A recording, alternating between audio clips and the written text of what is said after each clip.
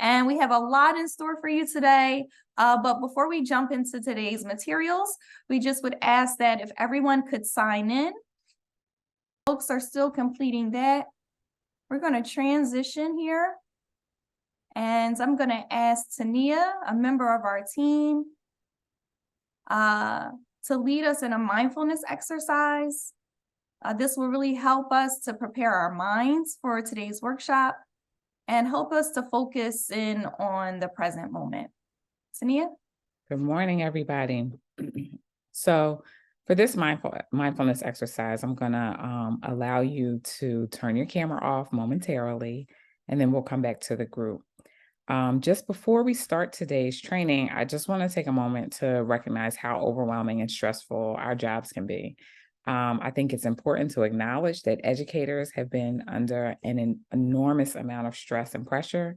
And with that being said, we'd like for us to take a moment. We want to thank you for all that you do and for being here today. To prepare our minds for today's workshop, I invite you to engage in a mindfulness activity so that we can get calm, relaxed, and ready for today's session. Mindfulness is a mental state achieved by focusing on one's awareness on the present moment while calmly acknowledging and accepting one's feelings, thoughts, and bodily sensations. So this particular exercise is called Leaves on a Stream.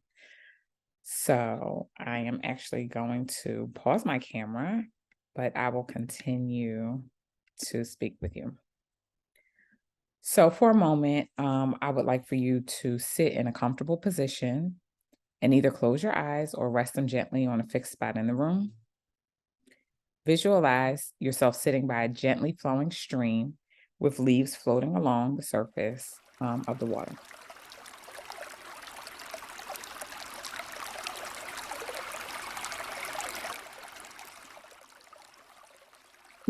For the next few minutes, I'll ask that you take each thought that enters your mind and place it on a leaf and let it float by. Do this with each thought, pleasurable, painful, or neutral. Even if you have joyous or enthusiastic thoughts, place them on a leaf and let them float by. If your thoughts momentarily stop, continue to watch the stream. Sooner or later, your thoughts will start up again. Allow the stream to flow at its own pace. Don't try to speed it up or rush your thoughts along. You're not trying to rush the leaves along or get rid of your thoughts. You're just simply allowing them to come and go at their own pace.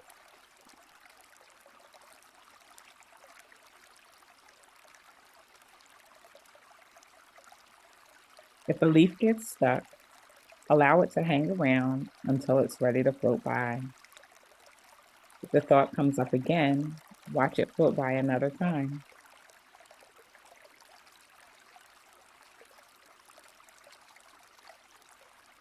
If a difficult or painful feeling arises, simply acknowledge it and say to yourself, I notice myself having a feeling of boredom, impatience, or frustration. Place those thoughts on leaves and allow them to float along.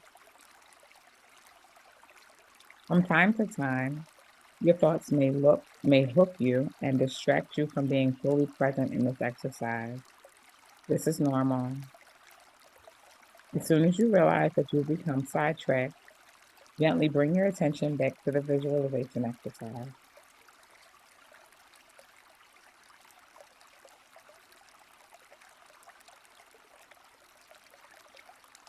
Allow the stream to flow at its own pace.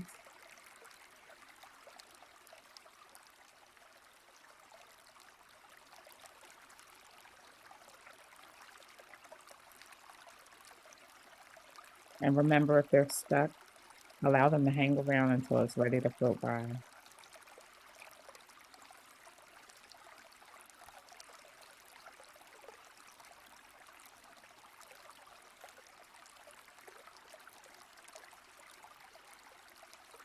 We'll take about 10 more seconds.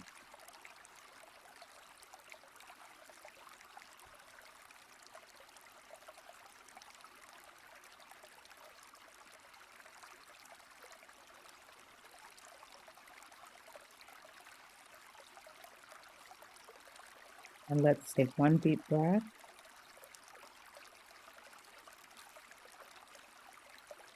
We can open our eyes and return to the group.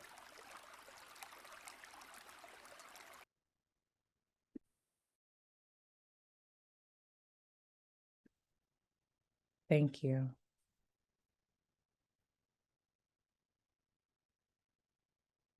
Thank you so much, Tania, for leading us in that mindfulness exercise. I hope folks feel a sense of calmness and are feeling more present. So we're going to shift gears momentarily. Perfect. So before we review today's objectives, I really wanted to provide a brief overview of the project to ensure that we all have a good understanding of what the project entails. So let's start with the School Mental Health Leadership Academy. And that is basically why all of you are here today. The School Mental Health Leadership Academy involves the participation of our school mental health leads. And again, like I said, you are all here with us today, who will broadly champion the implementation of comprehensive school-based mental health, kind of be responsible for leading a comprehensive school mental health team, and also facilitating the regular comprehensive school mental health team meetings, all with the support of our team over the course of the project. So through the Leadership Academy, you all will receive intensive or in-person or virtual training on key components of comprehensive school mental health, in addition to individualized coaching support to help you with developing your comprehensive school mental health system, and the opportunity to learn from and collaborate with other schools and districts who are participating in the program. So this brings us to the intensive training and coaching supports that your schools will receive from the Rutgers team as a whole, and also from your individual school consultant that's assigned to work with your school. Everyone should be familiar with their Rutgers consultant at this point. And if you can actually remember the name of your Rutgers consultant, drop that name in the chat. Our support will address an array of topics related to comprehensive school mental health, including helping your schools complete a needs assessment, establishing a team with strong meeting foundations to support this work, helping you all to align student services using a data-driven process, as well as strategies to address any barriers to implementation. Additionally, we will help your team develop an action plan that will identify your top 3 school mental health priority areas for improvement. Individual school consultants will meet with you virtually, and we will meet starting in February on a monthly basis to help you develop and implement your comprehensive school mental health priority areas. Your comprehensive school mental health team members will come together for group training starting in January, with the full cohort of schools participating in the project on core components of comprehensive school mental health and learning more about the multi-tier systems of support framework. So to be clear about what the project is and what it is not, the targeted audience is your school and district community, and direct support will be provided to all of you and the school mental health teams that will be participating in the project. The project will really assist with adopting and implementing a systems approach to mental health supports to increase long-term sustainability and align your efforts and really help to maximize your resources.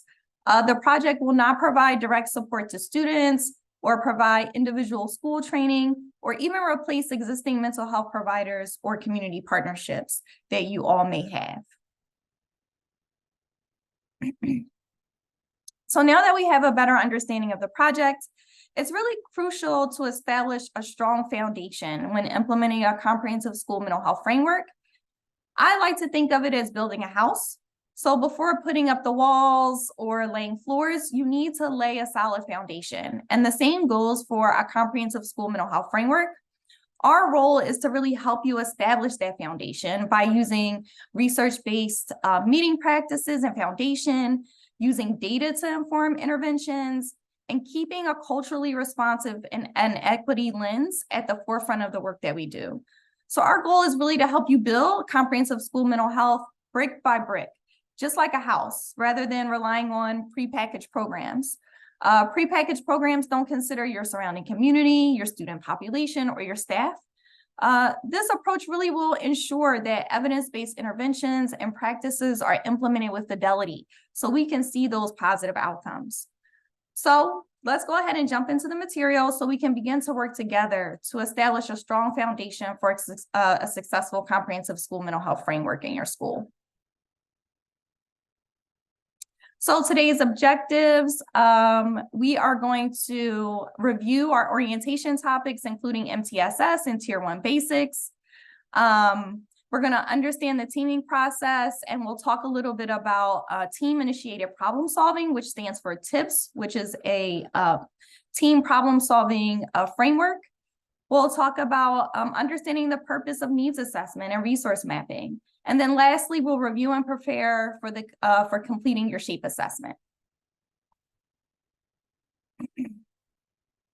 So here's today's agenda. I'm not going to go over everything, but I will say this: we're going to take 2 breaks. We'll take a break in the morning for about 15 minutes, and then we'll try to break around noon for lunch.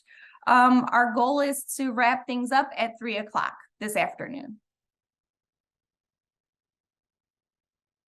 So to tell you a little bit more about the Rutgers Center for Comprehensive School Mental Health, we're a part of the Department of Psychiatric Rehabilitation and Counseling Professions and the Rutgers School of Health Professions. And we primarily deliver training, technical assistance, and consultation to K-12 schools, districts, and state education agencies to really support the implementation of comprehensive school-based mental health systems.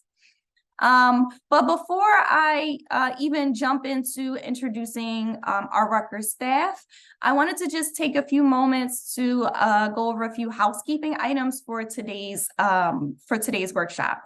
So the note-taker document was actually shared with everyone in an email who registered for today's session. We will be sharing a lot of today's handouts in the chat, but you can also find all of today's training materials located on Canvas. And actually, if we can just drop the note-taker doc in the chat now too, I think that would be great, just in case folks didn't have the opportunity to pull that up. You will need your cell phone today to participate in a few polls throughout the session.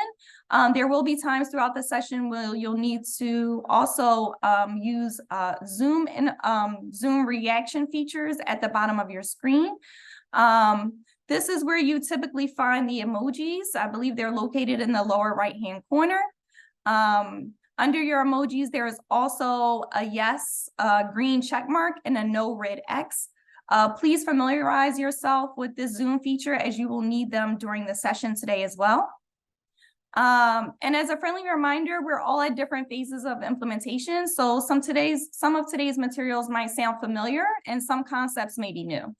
The differentiated tailored supports for your school will take place during your meetings once a month with your Rutgers consultant. And lastly, I just want to make sure I mention this too. We don't expect you to leave today's training and implement everything we discussed tomorrow or by yourself, right? So your Rutgers consultant will support you every step of the way throughout this process. With that being said, though, there are certain assignments that will need to be completed in between our training sessions. So we've highlighted those assignments throughout today's session, and we'll make sure that we will highlight them so you'll know what they are. They are also available on the last page of your note-taker handout. And additionally, we will send an email outlining those assignments after today's training. So I'll begin with introducing what I like to call the Rutgers Dream Team.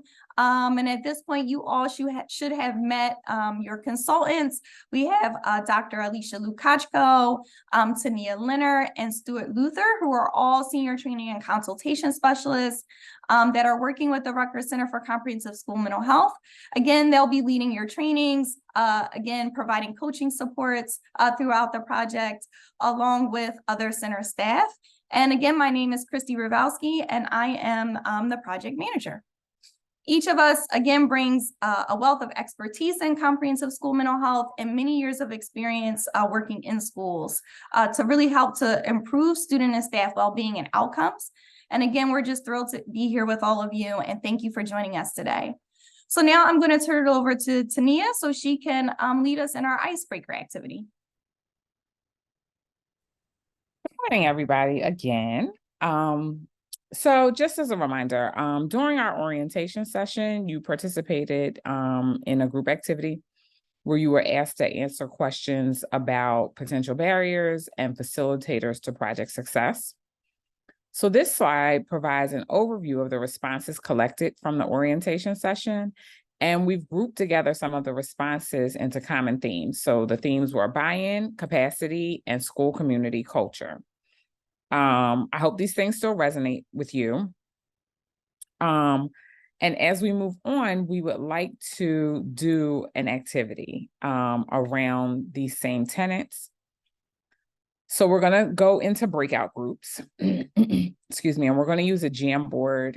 Again, identify with the barrier to problem solve for. So when you get into your groups, you'll choose a note taker before you begin, and then you'll jot your responses on the Jamboard, and then we'll have each group present your responses to the larger group in about 10 minutes. So review the solutions to the identified barrier, and then identify or individually consider what solutions you can activate within your school community immediately following today's presentation. Any questions or concerns? All right, we are in our breakouts. See you shortly.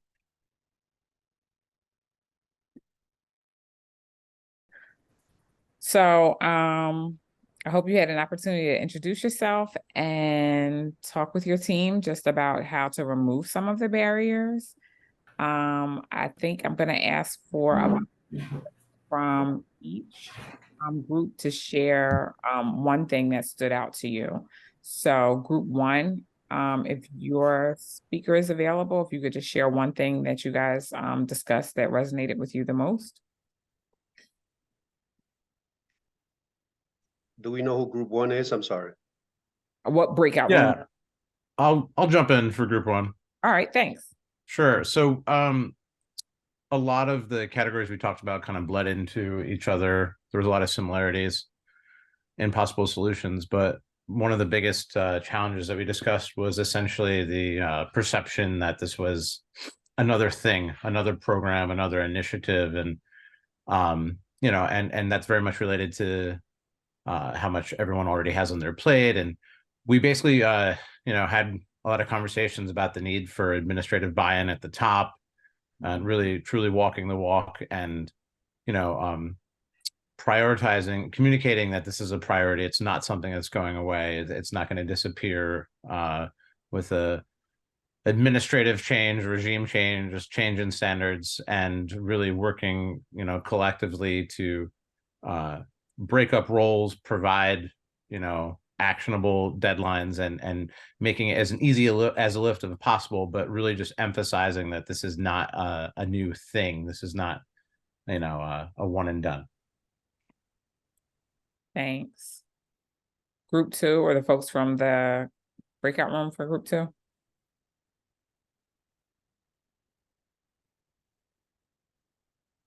Yeah, we did have a note taker with group two.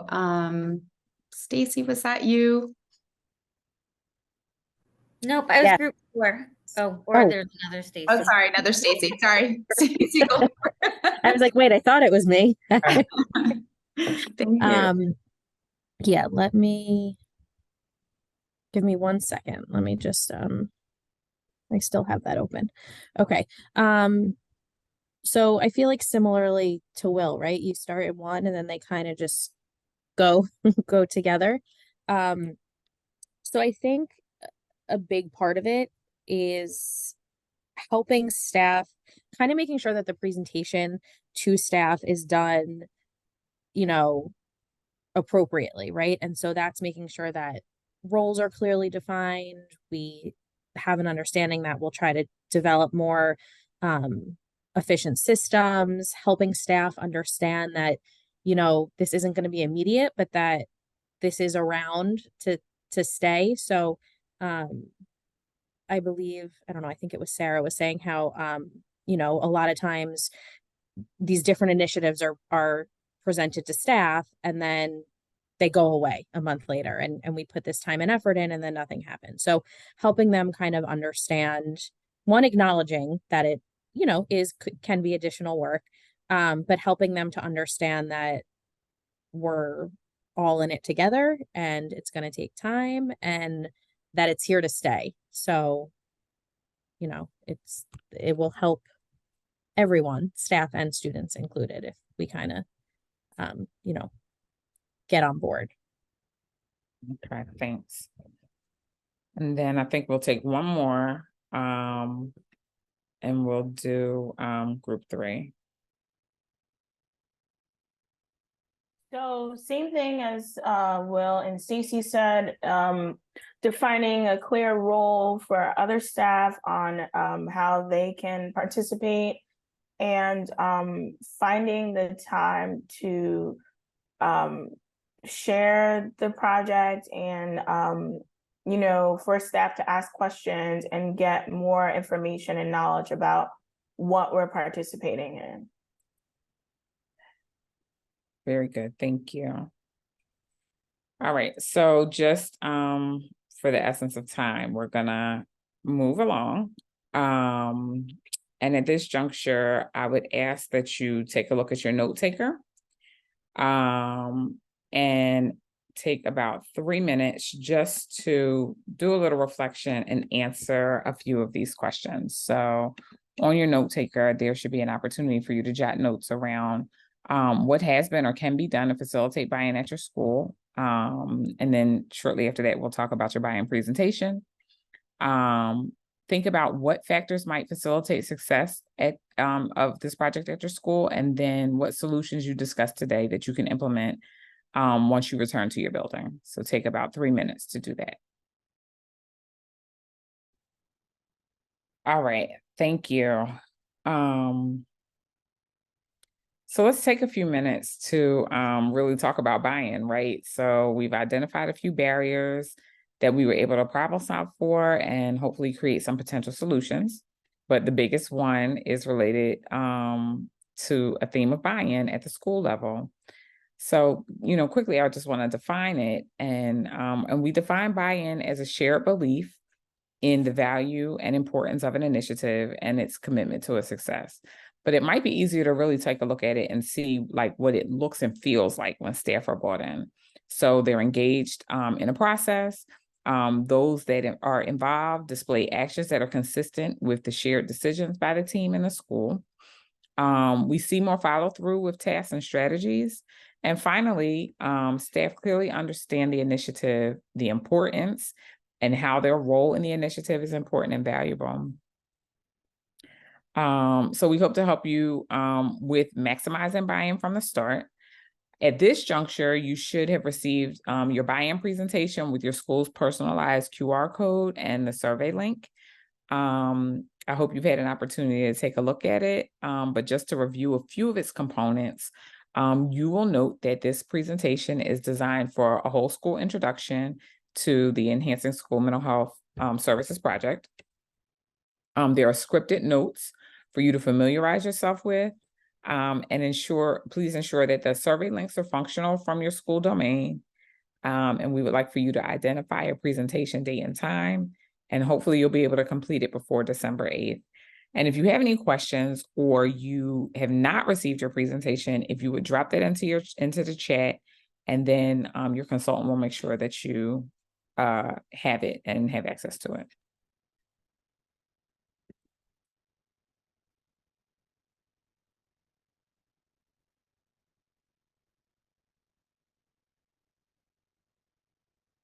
All right, so moving on. Now we're going to do a quick review of MTSS. Okay, Stacey. Really quickly, Tania, if folks can drop the name of their school into the chat, that would be really helpful if you did not receive your buy-in presentation.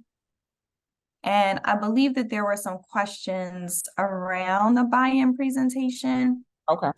that folks didn't have an opportunity to ask when we were in the smaller breakout rooms.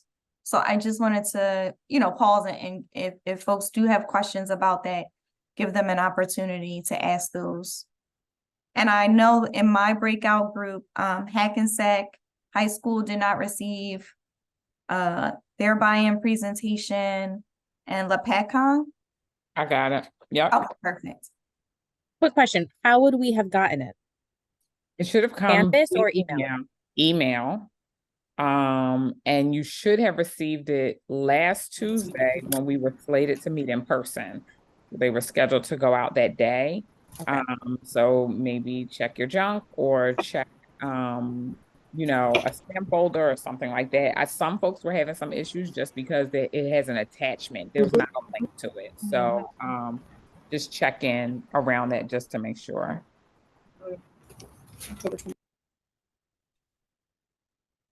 I know we also had a question in our group, group 2 around the buy-in presentation, and I don't want to put you all on the spot, but if you would like to raise that with the larger group here and have that question answered, I think others might share the same, that same concern. So please feel free.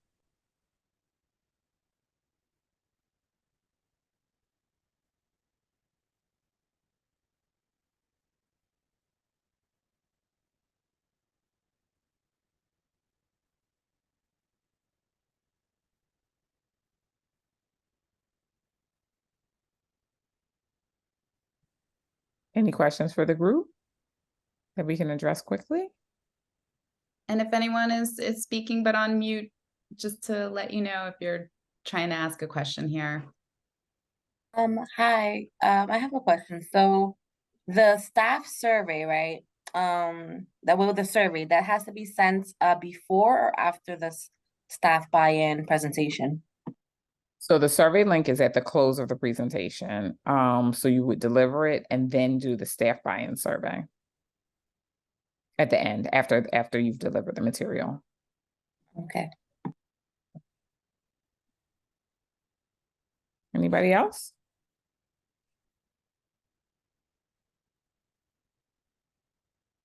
Okay.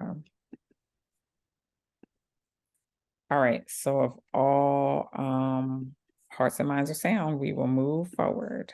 Okay. So during our first school mental health lead session, we discussed the foundations of comprehensive school mental health and the benefits.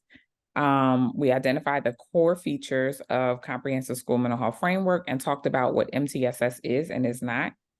And now it's time to show what you know.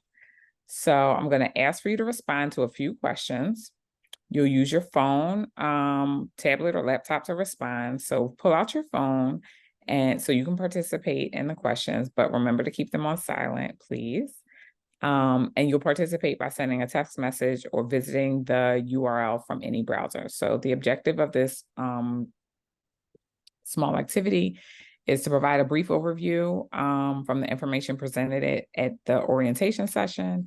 And we're going to be using Poll Everywhere. And we have a few questions that we would like for you to answer there. So our first question, you guys are on it. Very good. What does comprehensive school mental health, what does CSMH stand for? And we have 100% at comprehensive school mental health. Very good.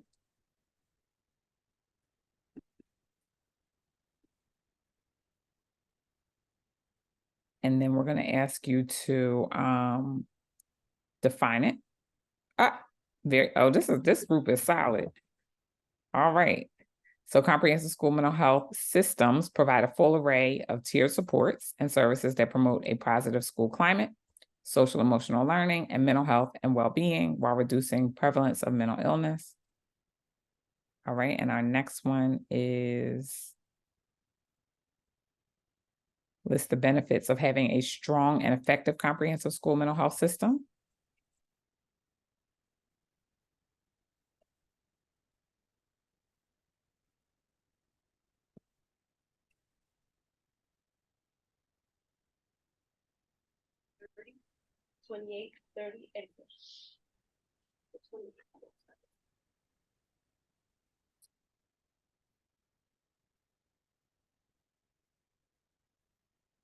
Very good. Some benefits are improved morale, a proactive approach. Identifying more students in need sooner and getting them help sooner rather than later. Meeting the needs of students. Catching concerns earlier. We also have reduced exclusionary and disciplinary practices when we have strong mental health, strong comprehensive mental health systems in our building. Create greater success, reduce special education referrals, very good, and placement in restrictive settings, and improve climate and safety and enhance student engagement. Very good. I like all of these answers. These were great. You guys are spot on.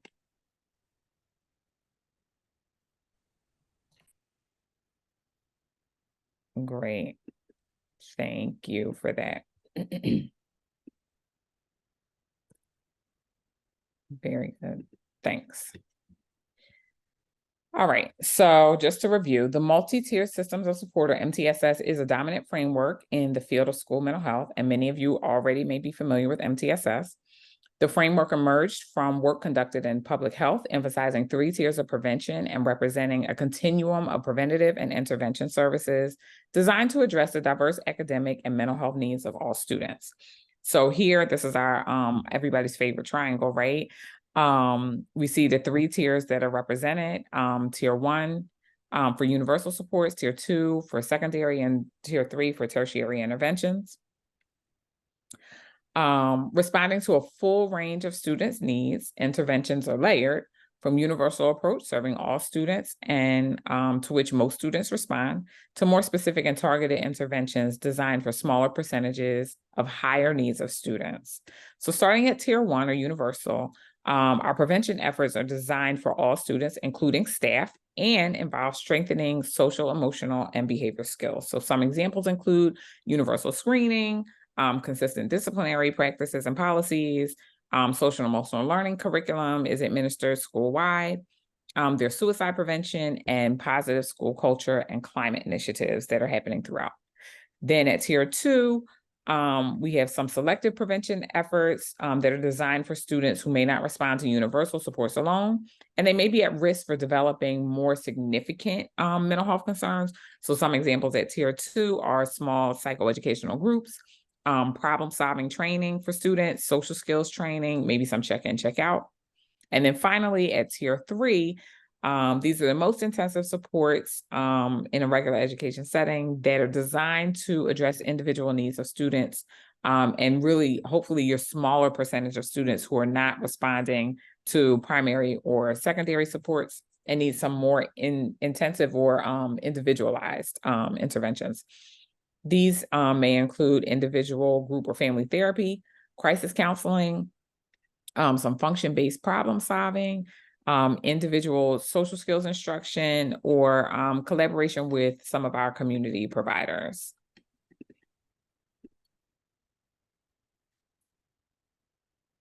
Again, MTSS is a framework that includes an array of building initiatives that raise achievement and improve behavior. Tier 1 is our foundation. And the key to an effective and efficient program is a solid tier 1. Remember, Christy was talking about the house earlier and that you need a foundation. Tier 1 is it, right? It includes a solid core instruction and school-wide behavior expectations and interventions. Tier 1 represents the programming that all students receive. This includes school-wide climate programming, grade level instruction, health and wellness services, and that all students receive. It makes sure that the program is implemented well, and it's the foundation of comprehensive school mental health, because evidence shows that with a strong focus on tier 1, we can gradually move towards a goal of only about 15 to 20% of students needing tier 2 support or tier 3 support at any given time. Tier 1 requires alignment of school policies and procedures across classroom grade, school building, teaching, and reinforcing school-wide behavior expectations to all students in all settings. So how do we behave at the water fountain? How do we behave on the school bus, in the auditorium, in the cafeteria, in the classroom? It emphasizes modeling, teaching, and acknowledging positive social, emotional, and behavioral skills. And teams and data consistent policies and professional development, and evaluation are essential components for these practices to work effectively. So as a foundational system, Tier 1 serves as the base upon which all other tiers are built. With school-wide systems in place, schools can ensure that students and staff are thriving and quickly identify which students need additional support. The Tier 1 team represents multiple and diverse perspectives to co-create systems and practices for Tier 1 support. This team is responsible for uncovering strengths and needs by monitoring school and community data. They're ensuring that students receive equitable access to all supports, and they're evaluating the overall effectiveness. A key ingredient for success is having a regular routine, meeting routine. So a Tier 1 should meet at least monthly. Team members should have availability to attend at least 80% of all scheduled meetings to provide consistency around action planning and tracking progress for students. Meetings should include an agenda, minutes, team meeting agreements, clearly defining roles, and a current action plan for things that you're working on in your building. The Tier 1 team's role is to establish the priority for improving the conditions for learning throughout the adoption of evidence-based practices. Teams should adopt a behavior framework that is preventative, instructional, and flexible enough to be tailored to the strengths, needs, and values of its students, families, and community. And Tier 1 can be implemented with fidelity only when it's equitable and adapted to fit the local context, which means attending directly to aspects of your school culture. Tier 1 teams review and use multiple data sources to regularly guide decisions, and annually they evaluate the overall effectiveness of Tier 1 supports. When we have an opportunity to consider Tier 1 data collection, one of the fundamental aspects in education is to make sure that we're collecting data, right? Teams use data to inform decisions regarding instruction, student placement within the multi-tiered or multi-level prevention system, and the need for increased supports, and the identification of students with disabilities that are all in compliance with state laws, right? So the Tier 1 team review and uses multiple data sources regularly to guide decision-making.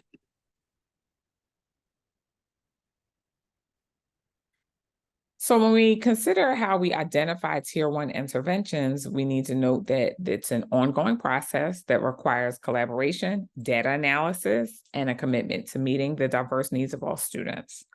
Once teams identify an area that needs support, like school behavior norms or expectations, then they can determine how you would like to manage or adopt a procedure around that. And the teams can select an intervention that appropriately aligns. For instance, when establishing a school-wide behavior expectation, teams can identify a reward system for students who demonstrate exemplary behavior during transitions or who have like 90% or higher attendance. Those are just some, pretty universal interventions. In addition to outlining school-wide expectations and norms, Tier 1 teams should use data to inform decisions around aligning interventions. And by examining school-wide trends, teams should choose interventions that fill gaps in support and then gauge how effective those interventions are. So on this graphic, we have, we're identifying a need. We are assessing feasibility. We are selecting an aligned intervention, planning for an intervention, implementing the intervention, doing some examination and reflection, and then either going back around the circle with another identified need or revisiting some of the things that we can fix or tweak to support our students adequately.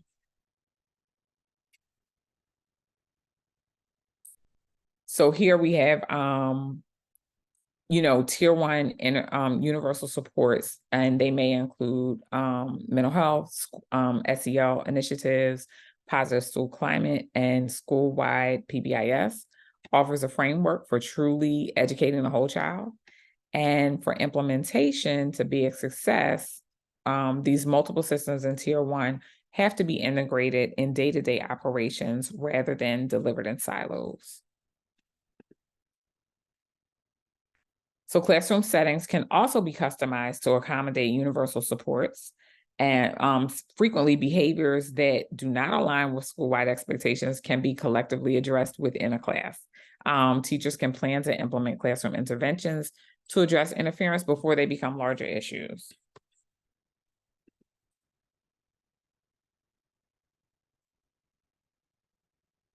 So before we move on and take a break, let's take a minute to do a quick reflection activity. So pull out your note taker again if you printed it or are using it electronically, and then answer these couple of questions. What Tier 1 universal supports does your school have, or your school or your district have in place now? Who's involved with coordinating those supports? And then I would like for you to consider, what resources does your school need to expand Tier 1 universal supports? And we'll take 3 minutes to do that on our note taker. And then as we finish up taking our notes, I want to note that a Tier 1 intervention bank was dropped in the chat. And we'll take about 2 more minutes before we transition to our break. And it looks like actually we are really right on time. So I think if we decide to take a break now, we can come back in 10 minutes, which will bring us to 10:15. Righty.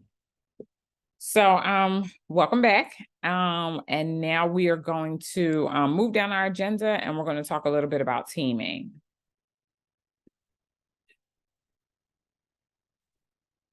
So comprehensive school mental health teams are instrumental in creating and nurturing a supportive school environment that recognizes and addresses the mental health needs of students.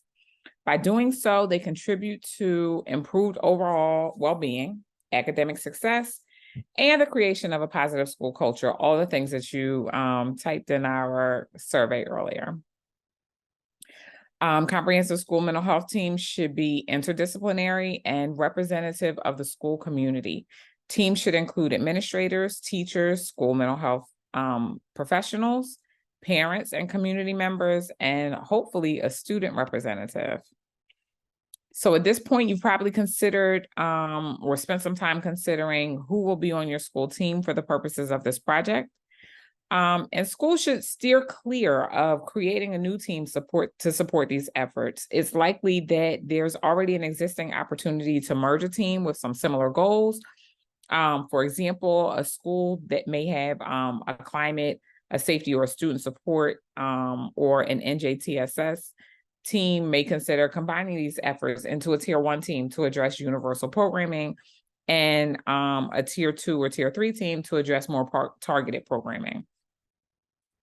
Cross-disciplinary Tier 1 leadership teams should meet regularly outside of climate planning time to review school level and/or grade level data in order to fine-tune and improve Tier 1 instruction in school-wide climate, any health and wellness initiatives, and social, emotional, and behavior programming.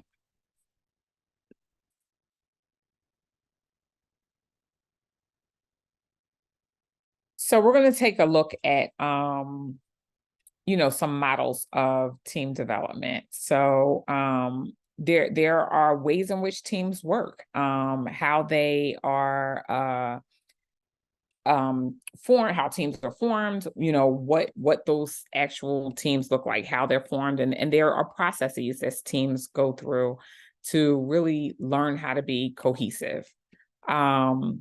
So at this point, we're going to just talk a little bit about how teams form, and the ones that we're going to focus on are Cog's ladder and Tuckman's stages of development. So as we talk about Cog's ladder, it's a model that's used to represent formation and behaviors of groups. This model was developed by Procter & Gamble in 1972. And the author noted how groups interacted from their initial meeting all the way to becoming a high-performing team and what patterns to expect throughout this process.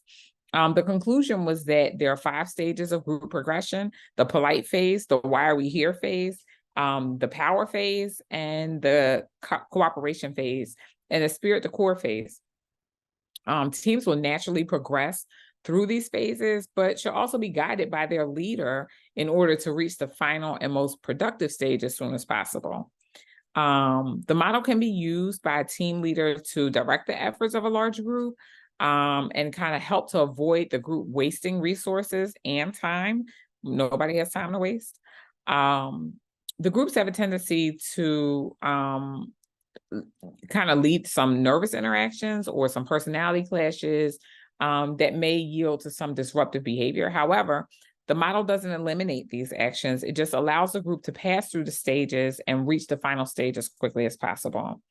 Understanding this natural progression while maintaining the drive to reach the final stage is a key skill of any leader. And below, I'll kind of go into some of the phases in more detail.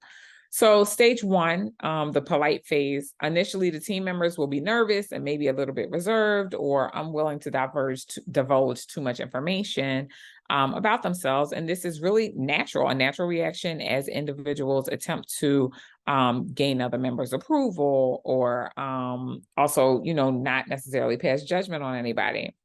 Knowing that first impressions count, most individuals will play it safe by they might remain quiet or try to work out where they fit into the group. And this stage is usually dominated by introductions or acquaintances. For stage 2, the why are we here stage, once introductions have been completed, the team moves on to establishing a clear idea of why they've been called together. Attention moves away from the individuals themselves and then kind of focuses on the team's objectives, and is usually led by a moderator or a team leader. Individual responsibilities are delegated, and clips may start to form as individuals reveal similar interests and skills, and communication becomes more natural as barriers diminish. And although little work is still being done, the group starts to become more effective. For stage 3, the power phase, in this stage of the process, individuals may compete for influence and power as a group starts to develop a natural hierarchy outside of the lead. And it's generally the most confident and competitive individuals that rise to the top in this scenario. The struggle can get there, can be a little challenging, but it is an important developmental stage of the team. So this means that while we're controlling conflict levels, if there are any, the moderator or the leader should allow the stage to take place naturally. Individuals will outline their views for how they believe the project should be undertaken, and more reserved figures may choose who to side with, right? And very rarely are results produced at this stage, but it's important for developing the team, for developing that makeup of the team. Stage 4, the cooperation phase. Once a team hierarchy has been established, the group can start the work towards the overall objectives. Momentum starts to build as individuals complete their own tasks and progress is made. And it's important at this stage that despite natural leaders kind of start to take charge, that all members should still be contributing to the output and the direction of where the team wants to go. It's noted that adding new members at this point kind of should be avoided just because team spirit has started to develop, and the team should be wary of anything that could disrupt this because we're looking to get to the end as quickly as possible, right? The esprit de corps phase, by this stage, a team is performing well. Individuals have adopted or appropriated tasks or have tasks delegated to them. Communication is strong and work is being effectively completed. The team is completely settled, and this means that no energy is being wasted on internal concerns, right? The productivity is at its highest point. And the important thing now is to maintain the stage for as long as possible. This model is really similar to Tuckman's forming, storming, and norming and performing model, and we'll take a look at that next. But all stages are natural. However, it's the job of the leader to move the group through each stage as quickly as possible in order to reach stage 5. Thanks, Stuart. We can go on to the next slide.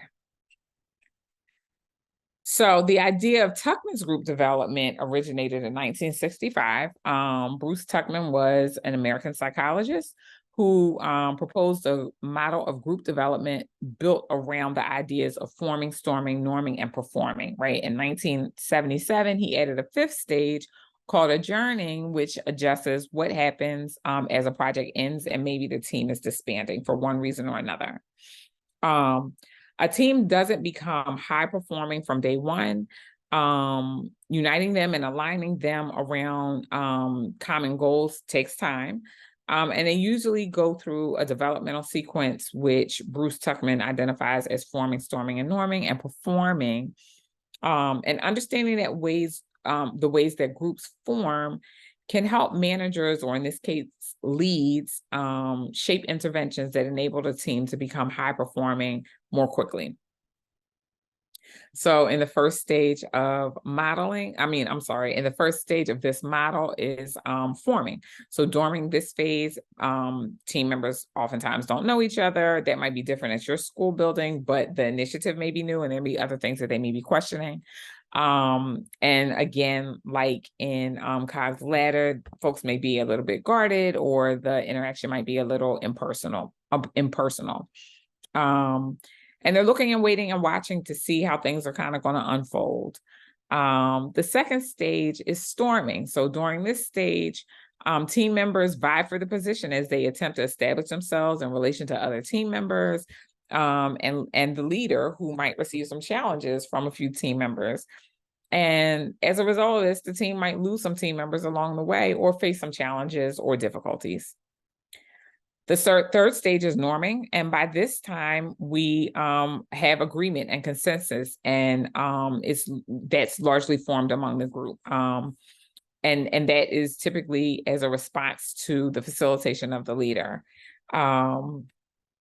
There's a task and focus issues. This is where we kind of confront some of those, and we define roles and responsibilities. And this is where we might be making some big decisions and really count on team agreement. And the final stage is performing. So the team is more strategically aware. They're understanding and clear on what the team is supposed to be doing and how it's going. There's a shared vision, and the team is able to stand on its own feet with no interference or participation from the leader. It's, very easily guided. And there's a focus on overall achieving the goals, and the team makes most of the decisions against criteria that they agreed on at the very beginning, and with guidance of the leader. And then the last stage is adjourning. And this is a theory that I mentioned earlier, that was added just as the team is closing. So this might be how you close out a school year, or if the project is coming to an end, whatever the focus on or the initiative is, and how you close out the program initiative. After teams are formed and functional, right, there's an opportunity for us to maintain the group, or maintain some roles, and so that the team can be functional. There's an opportunity to create and maintain some social cohesion and fulfill the interpersonal needs of group members. And to perform these roles, people need to have strong sense of interpersonal skills. So maintenance roles, to have them performed effectively, individuals require strong interpersonal skills, and they involve effective communication, active listening, empathy, conflict resolution, and the ability to understand and respond to the emotional needs of others. Sensitivity to the feeling and concern of other group members is crucial for maintaining a positive relationship with the group. And overall, maintenance goals play a pivotal role when fostering a healthy and productive group environment. By addressing social cohesion and interpersonal needs, individuals in these roles contribute to a more cohesive, supportive, and harmonious group. So consider who on your team would be a good fit to fulfill these roles once you identify whoever your core team players are going to be. And some of those roles include a supporter or an encourager, and they provide emotional warmth, praise and acceptance. A harmonizer or a tension reliever is a person that promotes group peace and uses humor and reconciles conflict quickly. A gatekeeper is a person that could control the channels of communication and flow of information using openness and supportiveness. And those are some of our team maintenance roles that help our teams to really be successful. So let's go back to our note taker and answer a few of these questions. What are some of the existing challenges to your teaming process or team meetings? What initiatives and teams are already in place? And I think this is a really important one. What opportunities do you have to refine or combine or refocus or merge existing teams to implement a full comprehensive school mental health team? And we talked a little bit about that earlier, just where I'm sure you already have some teams that are existing and they might need to be audited a little bit so that you're not recreating the wheel. So take a look at that, jot some things down on your note taker before we move on. All right, so after you've had an opportunity to do a little reflection on those questions, I am going to pass it over to Christy, and she's going to lead us in introducing team-initiated problem solving. Thank you, Tania. I just want to do a quick check to see if folks are with us. I know it's kind of hard when we're virtual, so if you're following along, you feel like you're receiving the information, if you could just give us a thumbs up using your emojis under the reactions at the bottom right-hand corner of your Zoom screen. Just want to check in to see how folks are feeling about all the information. Thumbs up, I see some of them coming through. Thank you so much. Thanks, Donna. Lisette, thank you. All right, Andrea, thank you. All right, Stacy, thank you. Monica, I see you there. Thank you so much. Awesome. All right, do folks have any questions so far about the information that we've covered? And thank you so much. I see you guys dropped them in the chat as well. Any questions so far? I know we're throwing a lot of information at you before we transition to talking a little bit about tips. All righty. So feel free, if you have questions along the way, you can drop those in the chat and we'll make sure we circle back to those. All right, so now we've made our way to talking about tips. We've talked about the development and function of teams. Tania even touched on team maintenance and sustainability. But now we'll discuss best practices for how school-based teams should really come together to effectively problem solve. So how many of you have ever been in a meeting where you talk about the same problem over and over again, but you never reach a solution? Give me a thumbs up or even drop that in the chat. Have you been in a meeting where you talk about the same problem over and over again, but you never reach a solution? I see some of those responses coming in. I think we've all been there at some point or another, even if it hasn't been within your school community. You know, if you participate in, even some outside organizations, team meetings can be difficult. The truth is, though, I would argue, right, as educators, we're not tired from solving problems. I think that's kind of what we do as educators.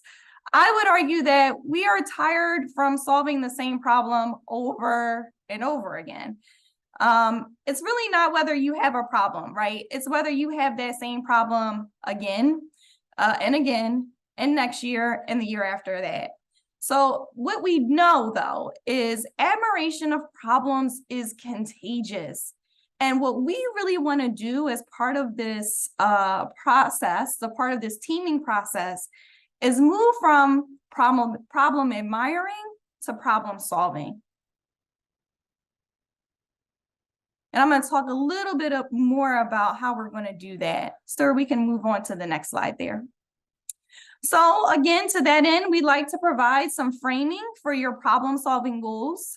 We'll spend the next few minutes really reviewing the TIPS model.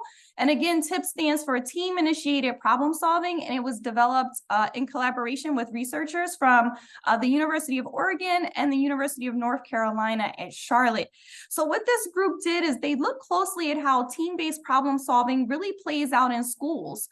So even in some of the models that Tania was talking about, I think she even mentioned that one of those models was developed by Procter & Gamble, right? So this teaming approach is not new. We see it happening with many Fortune 500 companies. But when we think about problem solving or team-based problem solving in schools, this work is actually fairly new to us. And so again, this group closely looked at how team-based problem solving really plays out to see if they could come up with a clear model that everyone could follow for improving the effectiveness of their meetings.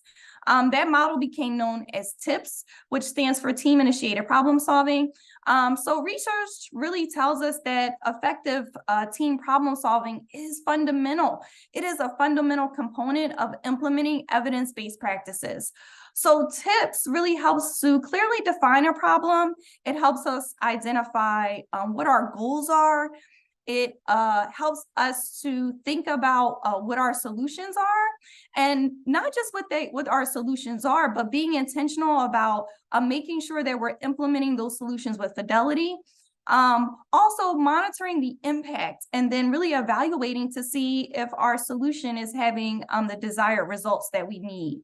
So for the purposes of this project, we've really adapted the TIPS model or the TIPS process to support the development and implementation of your comprehensive school mental health framework.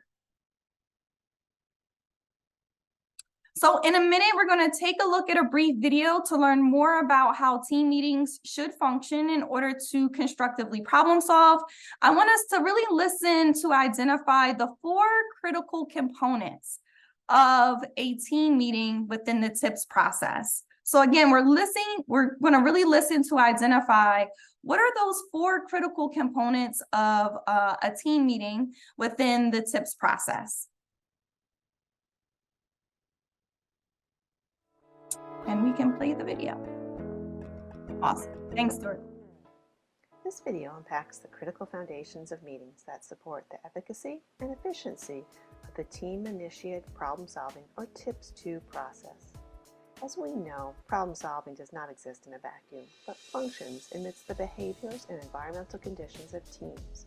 One aspect of TIPS-2 focuses on creating the foundation upon which positive outcomes can be achieved with data-based, solution-oriented activities, or meeting foundations. If we examine the most prominent supports that facilitate team-based problem-solving, we would find 4 critical substructures that influence the outcomes of team meetings. Predictability refers to the awareness of the roles and responsibilities to which team members are assigned. Predictability also includes the basics of having established and agreed upon start and end times that are also documented in an agenda that details the scope and sequence of the meeting. Finally, predictability includes a consistent schedule for meetings held across the year that details when and where current and future meetings will be held. Participation, another critical component of effective meetings, refers to attendance at meetings, with at least 75% of the team members present and engaged during discussion, including key decision makers for the respective school environment. Effective meetings also need a strong channel of communication with agreed upon norms guiding teams' behavior. Minutes taken during the meetings also must be shared within 24 hours to all team members. Accountability is a final essential aspect of effective meetings and includes team members being prepared for meetings, ongoing evaluation of the efforts derived from team problem solving, a system to document team decisions, and assurance that efforts are focused on problem solving as a means of making a positive difference in the lives of students. When these underlying structures are in place, data-based problem solving can flow freely, unhampered by gaps or obstructions in the foundation upon which they rest.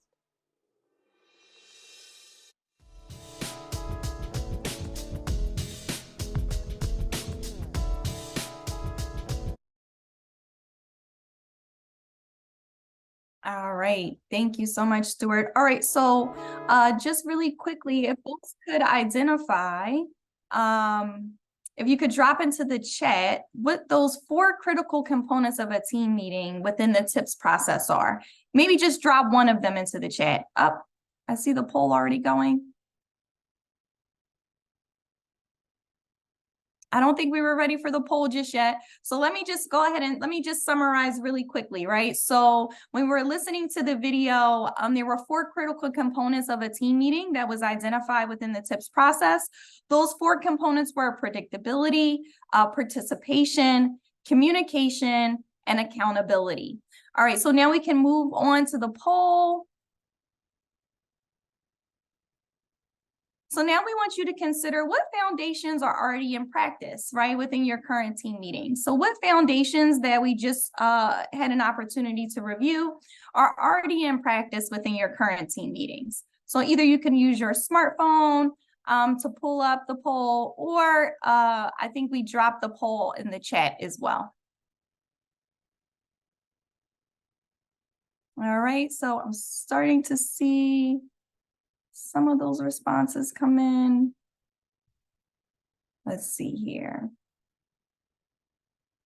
Okay, it looks like, well, predictability and key decision makers. Oh, well, they're changing rapidly. Okay, so predictability is in the lead right here, right? So the use of a meeting agenda, making sure that the meeting starts and ends on time. That is awesome if folks are already kind of have those meeting foundations in place. So, okay, the second in lead again is the key decision makers are at the table for each meeting. That can be extremely difficult, right? When you're trying to make decisions, especially around this systems change work, and you don't have decision makers at the table. I totally agree. Meeting minutes, pre and post, accountability. Okay. Great. This feedback is really helpful for us as well as we start to, kind of navigate your teaming structure within your building. So thank you all so much for participating.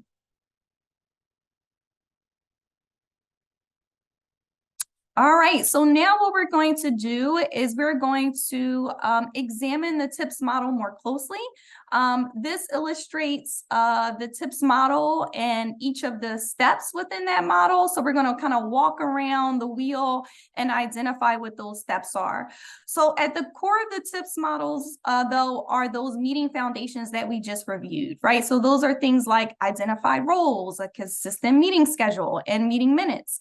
Effective teams also should be following a database decision-making process. And what that means is they will identify a problem, right? And making sure that we're identifying that problem with precision. And when we say precision, that just means that that problem should have the who, the what, the when, the where, and the why, right? For every problem that requires a solution.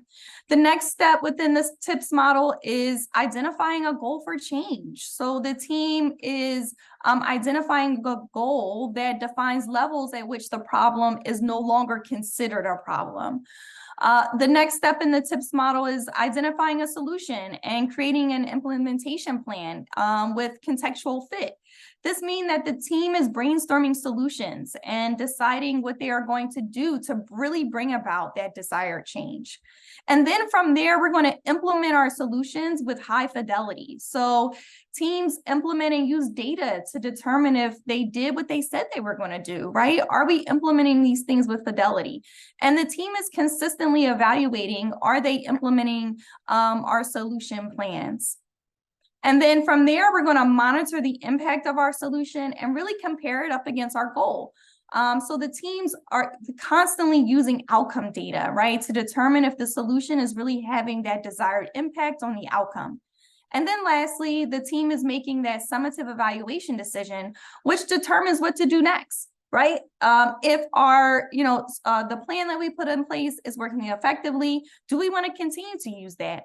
If we know that we've implemented the plan with fidelity and it's not working effectively, do we need to modify the plan or stop it altogether?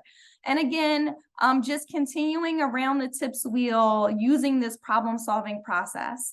One thing I want to highlight is that once you're moving around the TIPS wheel, one of the things that's really important is we really don't want to fall off the wheel, right? We want to make sure that we're hitting all of those key steps. We say if you fall off the wheel, you can't effectively or efficiently reach solutions. So we want to be continuously using a problem-solving process.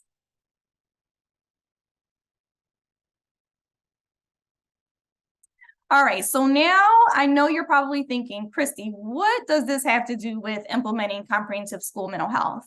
And what we know is the teaming process is something that is generally overlooked and is not always fully developed. But developing solid meeting foundations is so critical to implementing evidence-based practices with fidelity. It's also critical to identifying gaps in your existing resources, to implementing universal screeners, and the list goes on. So one thing I know for sure is we tend to really focus on snapshots of isolated parts of the system, and then we wonder why our deepest problems never seem to get solved. But effective implementation is really characterized by, a team that's accountable for making things happen.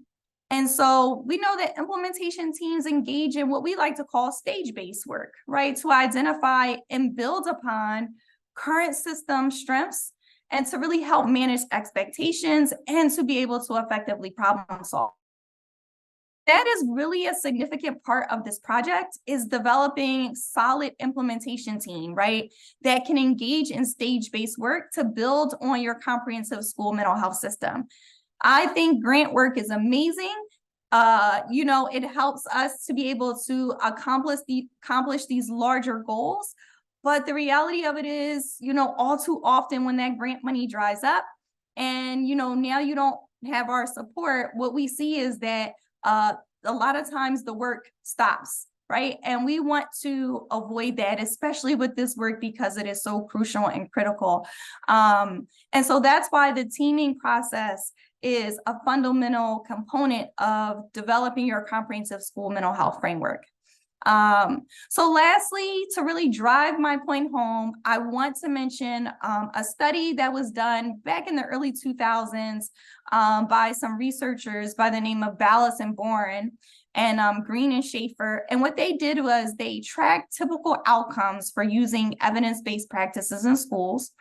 And what a review of their results depicted was that it could take, now get ready for this, folks, that it could take up to 17 years. That is so painful to even think about, that it could take up to 17 years to accomplish just modest levels, right, of implementation, just modest levels of using evidence-based practices and programs when we don't have those effective teams in place. And we know, right, like that pace of implementation makes it extremely difficult to see true change and to even keep us motivated in doing the work. So when schools have effective implementation teams, we know that it could take 3 to 5 years with 80% effectiveness of implementing, well-researched programs and evidence-based practices. So, these data really emphasize how important it is to have organized, well-functioning implementation teams. And we are going to, walk alongside of you to help you establish those within your building. So that way we can, again, make sure that our foundation is strong to do this work. And so that you all can successfully implement a comprehensive school mental health framework. All right, so effective teams establish strong meeting foundations, and we talked about this a little bit. That includes, again, using a meeting agenda. I know folks said that they were already doing that, where your decisions are clearly documented. There's critical talking points that are outlined, and the team is using that data to make decisions. If we keep in mind those critical components of an effective problem-solving meeting, ultimately our meetings will be successful.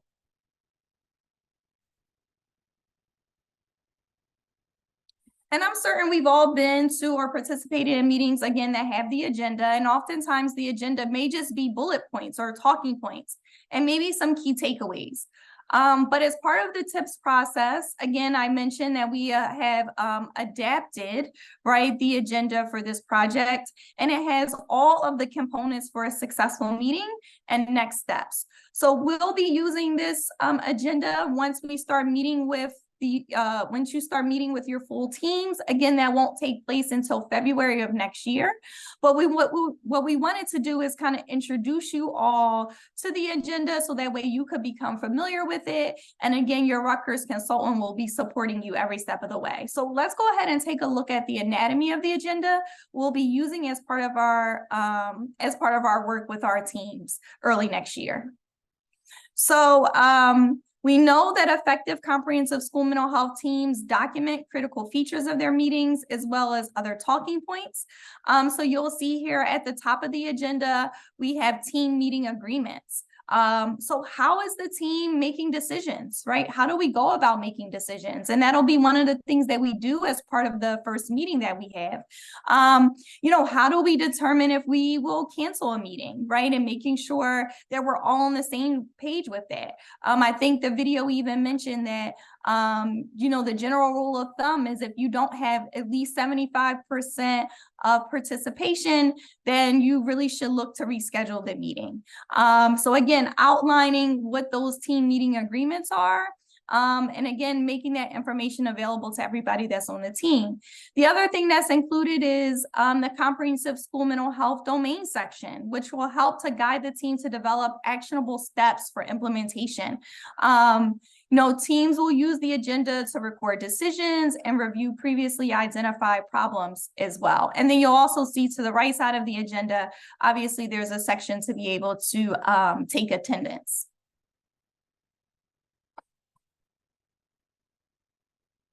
So in every meeting, there is a chance to assess data and pinpoint any emerging areas of concern. Additionally, there is an opportunity to really brainstorm and develop out key features of your comprehensive school mental health framework. Later this afternoon, Stuart will talk in more detail about the domains of the SHAPE assessment. You'll see that those same domains that are outlined in the SHAPE assessment are also built into the agenda, really to help support with action planning throughout this process.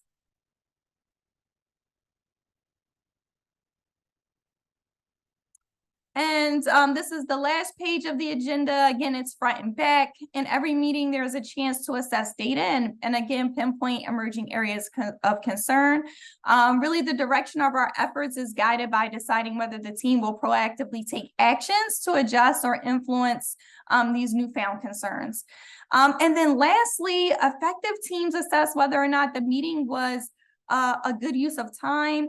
You know, is the meeting process going well?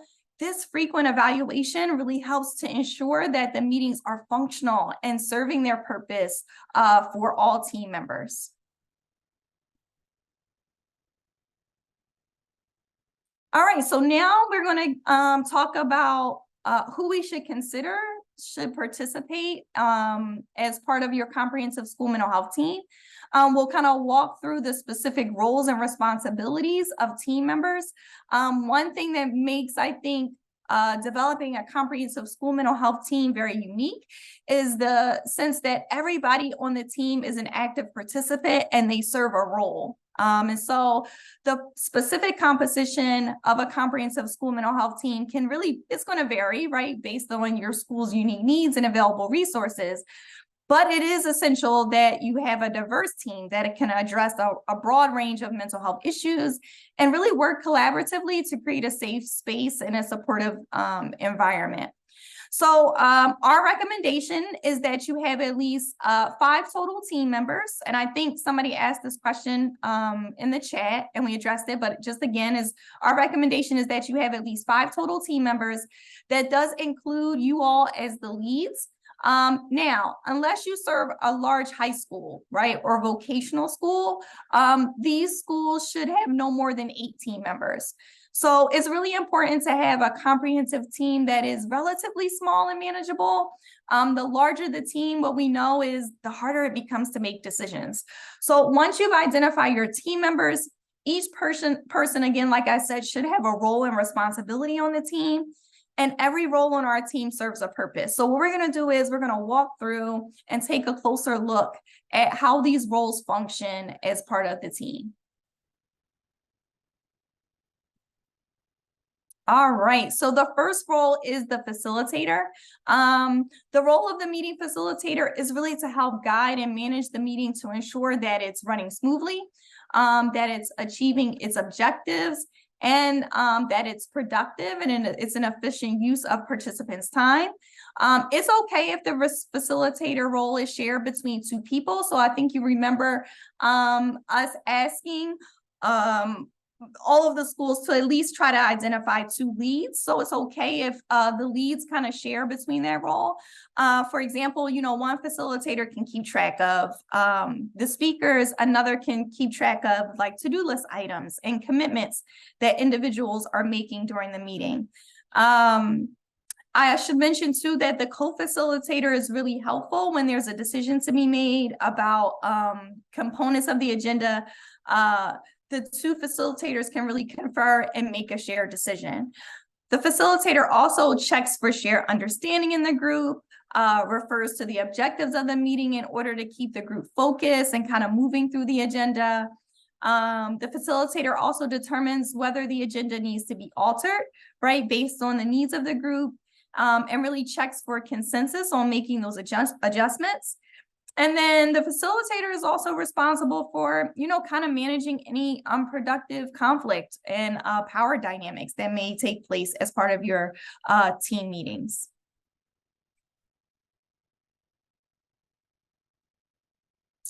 And the next role is the recorder or the note taker.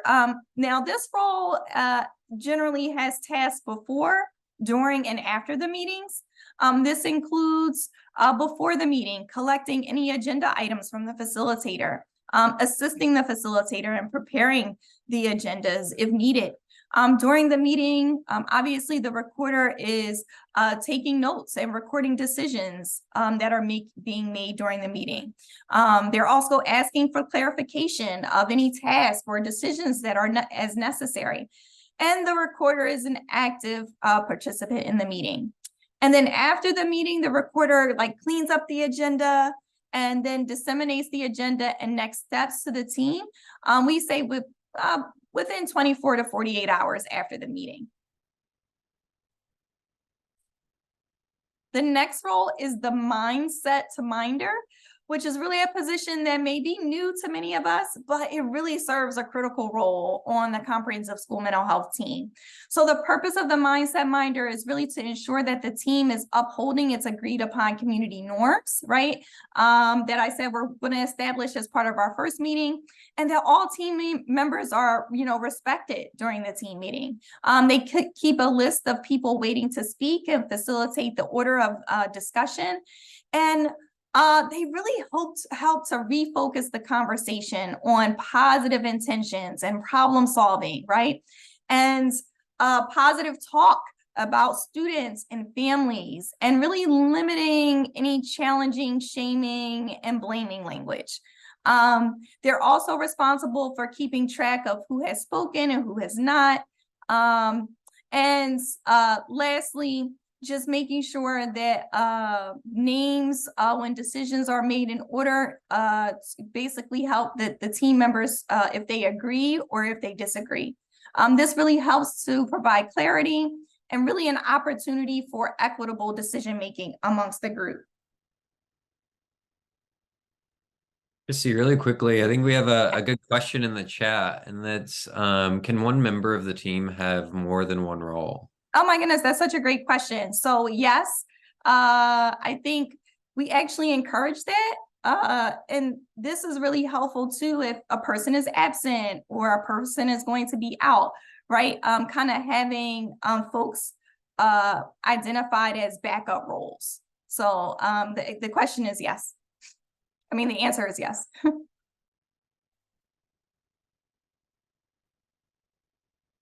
All right, so moving on to our next role is the equity champion and the timekeeper that serves as one role. So the equity champion is new, just like the mindset minder. The equity champion keeps equity and inclusion at the center of all meetings while analyzing the data and kind of problem solving and implementing strategies to ensure that all students' needs are being met. People in this role should really understand the community, your school community and your surrounding community as a whole. And they should be able to monitor, instances of disproportionality throughout the decision-making process, especially when we're looking at referrals or examining our evidence-based interventions.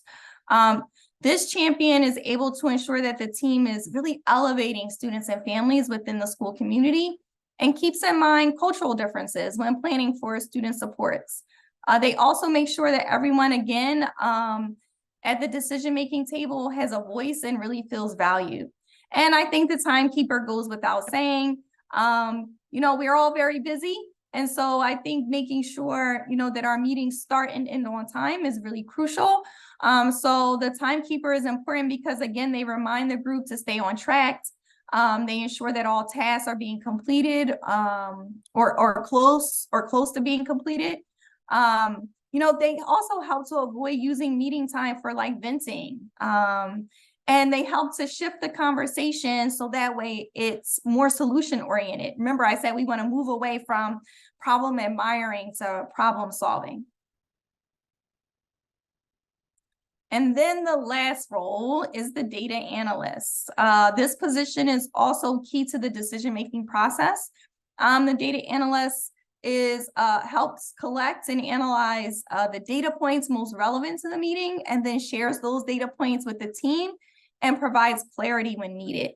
Data points can include anything like office discipline referrals, universal screening data, trips to the nurse, referrals to tier 2 and tier 3.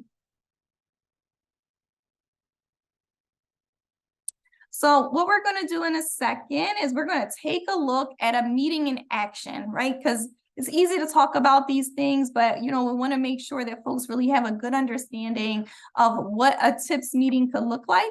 So as you're watching the video, I encourage you all to really pay attention to what the team does well and try to identify the team roles. So we're going to go ahead and watch the video, and then we're going to go into our breakout groups again. So again, as you're watching the video, just pay attention to what the team does well and try to identify the team roles that are represented in the meeting.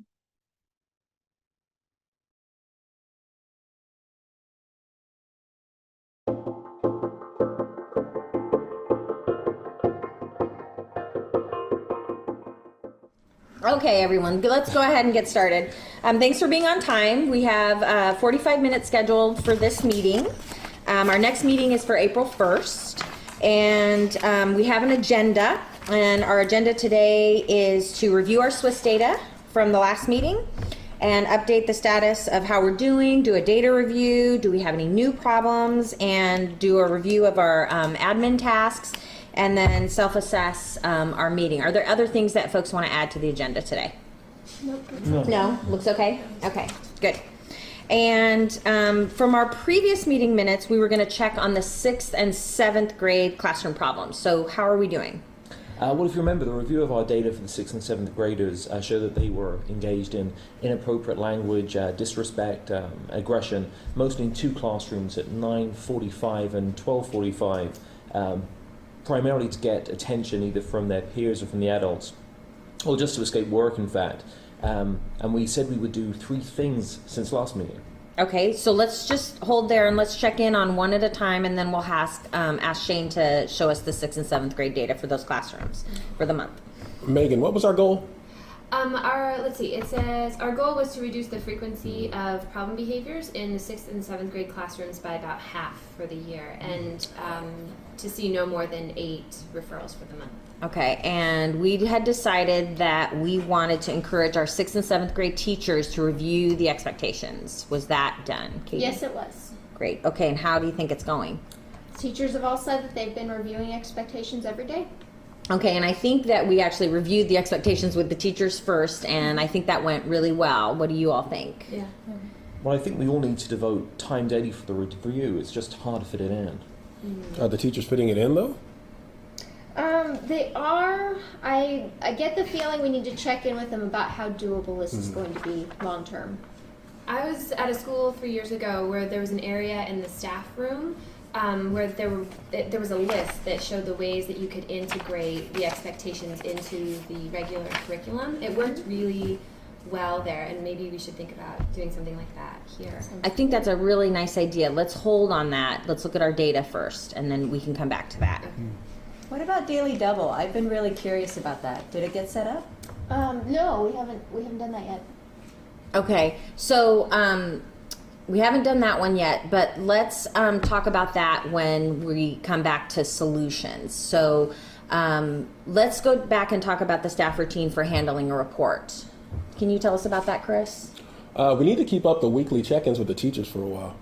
Okay, so let's now move to the data. Shane, can you go ahead and show us the 6th and 7th grade data? Sure. If Megan, if you'll pull the reports up, Sure.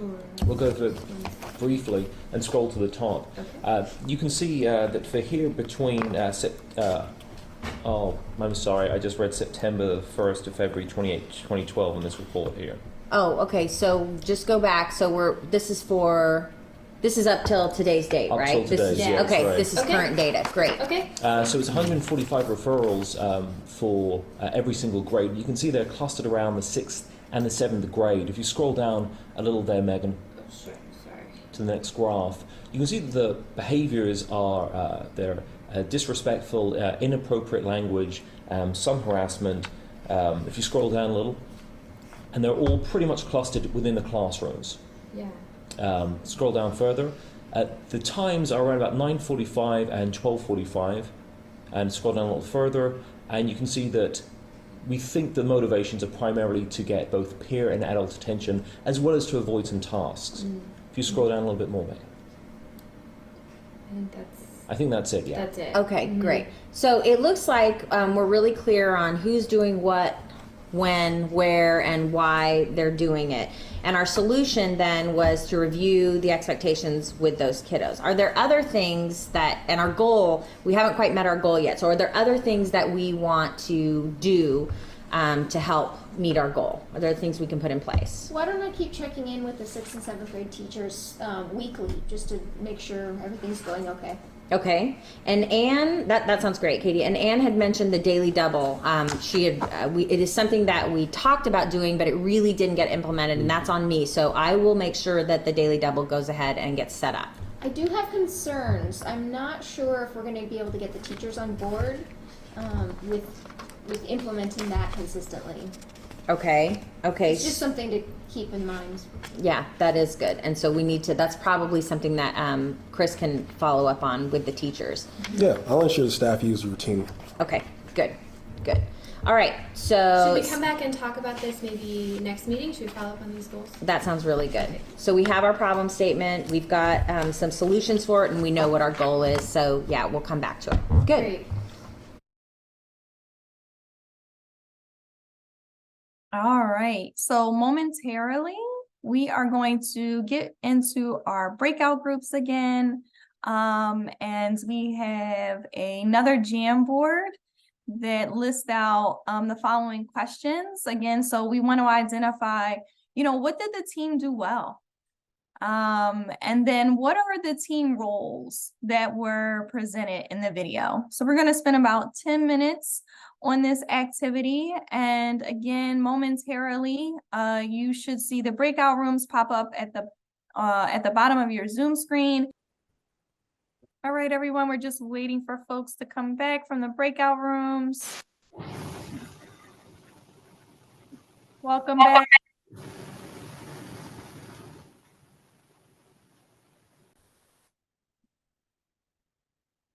All right, I think we have everyone. Perfect. Okay, so let's just debrief really quickly. And we can just start with sharing, what did the teams do well? Folks can do one of two things. You can either drop your responses into the chat, or I am, happy to take any volunteers that would like to share. So what do we think that the team did well? Oh, I see them coming in the chat. Awesome. Yes, they had clear roles. That was really obvious, right? The clear roles had already been established. Good time on task. Oh my goodness, they stayed on task the entire time.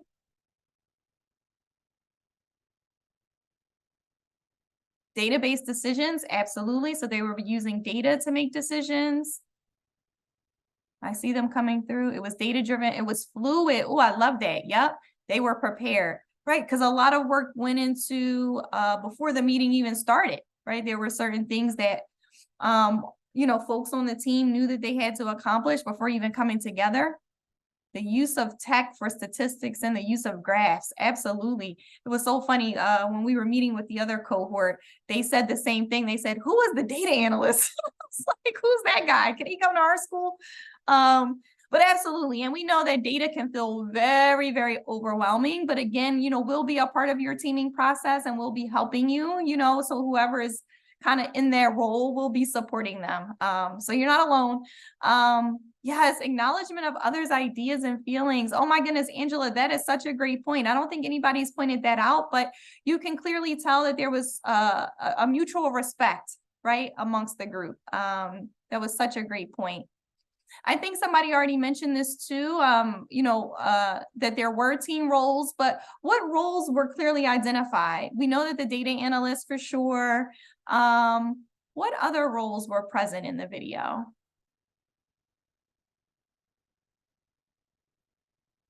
They were pretty obvious. Yep, the facilitator, absolutely. The recorder, yep, the facilitator and recorder, yep, the mindset minder. Yes, so I hope that, kind of previewing this video, gave you all an idea of, what a TIPS meeting actually looks like. And like I said, we'll be engaging in the TIPS process as part of this, as part of the work that we're doing together. But we wanted to give you just a brief snippet of what that actually looks like in practice. All right, so now we're going to transition to our reflection activity. So if you have your reflection sheet right now, you might want to just jot down, what does TIPS stand for? So if we remember, right, TIPS stands for Team Initiated Problem Solving. Nice. Oh my goodness. I see that coming through in the chat. You guys are awesome. This group is just on the money. I love it. And then now you may want to take an opportunity just to list a few of the meeting foundations, right, that you observed in the TIPS video that we already talked about. So you can either do that now, or you can always go back later and kind of fill those things into your note taker document. All right, so now we're going to transition to my favorite part, game time. So we're going to play a little game that's called Whose Role Is It Anyway? And so how the game works is I'll introduce one of the key team roles that we recently discussed. And your task is really to indicate your level of agreement or disagreement with the statement related to this role. You can do so by using your reactions at the bottom of your Zoom screen. So once you click on the reaction button where your emojis are, you should see a green check mark and a red X. So if you agree with the statement, when I read it, you can click again that green check mark. If you don't agree, you can click on the red X. All right, so here we go. The first role that I'm going to read is the equity champion. All right, so the equity champion, this team member collects and aggregates information and preparation for each meeting. They share points with the recorder prior to the meeting and provide data interpretation as needed. I'll read that again. The equity champion, this team member collects and aggregates information and preparation for each meeting.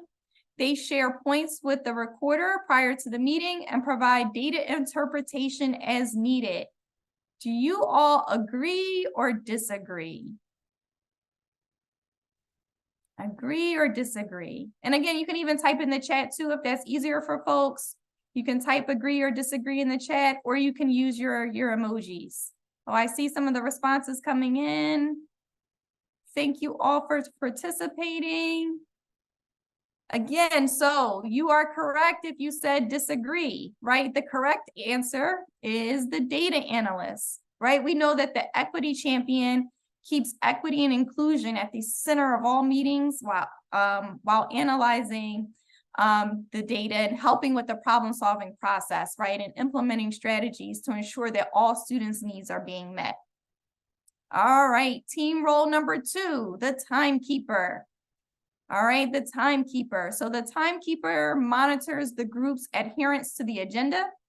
They establish an agreement with the facilitator about how to communicate verbally or non-verbally, and they let the group know when time is running out or has expired for each agenda item, and they work with the facilitator to renegotiate timeframes as needed. What do we think? Do we agree or disagree with that statement? Agree. Thank you. I see them coming through in the chat. I also see folks using your emojis. Nice. Absolutely. So if you said agree, that is correct. All right. Team role number 3, the facilitator. So the facilitator reminds the group of the agreed upon norms when necessary. It keeps a list of people waiting to speak and facilitate the order of discussion. They manage unproductive conflict and power dynamics. They refocus conversation on positive intentions, positive talk about students and families, and they limit challenging or shaming and blaming language. So I'll read that one again. So the facilitator reminds the group of the agreed upon norms when necessary. They keep a list of people waiting to speak and facilitate the order of discussion. They manage unproductive conflict and power dynamics. They also help to refocus conversation on positive intentions, positive talk about students and families. Do we agree or disagree with that one? Agree or disagree? Oh, I see mixed responses coming through. Thank you all for participating. Yeah, this one is tricky. It is, Stuart. It is tricky. But you know what? Guess what? We have such an awesome group. They are paying attention. I see the majority of the responses coming through are disagree. If you said disagree, you are correct. The role that I just described is actually the mindset minder, right? So the facilitator is responsible for creating the meeting agenda ahead of time, scheduling and clearly communicating meeting logistics, identifying, sharing like meeting objectives and identifying components of the agenda. And then obviously checking for a shared understanding amongst the group. All right, so here's our last question of whose role is it anyway, is the recorder. So the recorder collects agenda items from the facilitator, assists the facilitator in preparing agenda if needed. The recorder records decisions and notes on the agenda, is an active participant in the meeting. They clean up the agenda after the meeting and then disseminate the agenda and next steps within 24 to 48 hours. What do we think? Is that the recorder's role? Yep, I see them coming in. Folks are saying agree. Nice job, everyone. Yes, so that is, if you say agree, that is correct. All right, so thank you all so much for playing. Whose role is it anyway? Now we're gonna move on to our first homework assignment. And I hope you all enjoyed the little game that we played. But again, so this brings us to our homework assignment that should be completed before the December training, right? So we know we have another training in December. This homework assignment will really help with developing and organizing your comprehensive school mental health team. So this assignment is called the team audit, which is working smarter. The document is called Working Smarter, Not Harder worksheet. So again, all of the training materials today and the handouts can be found on Canvas. We're going to drop this document in the chat as well, so you have access to it. So the team audit really serves the primary purpose of identifying if any of your teams can be eliminated or combined, right, based on their purpose. The audit should really consider any gaps between teams and the resources that they require. And it should identify any areas where teams can be better supported to ensure like a more efficient operations process. So upon returning, well, you already kind of are in your buildings, but once you kind of get back to a regular full day, and you're able to have some conversation with administration, you might really want to gather the necessary information to complete the Working Smarter, Not Harder table.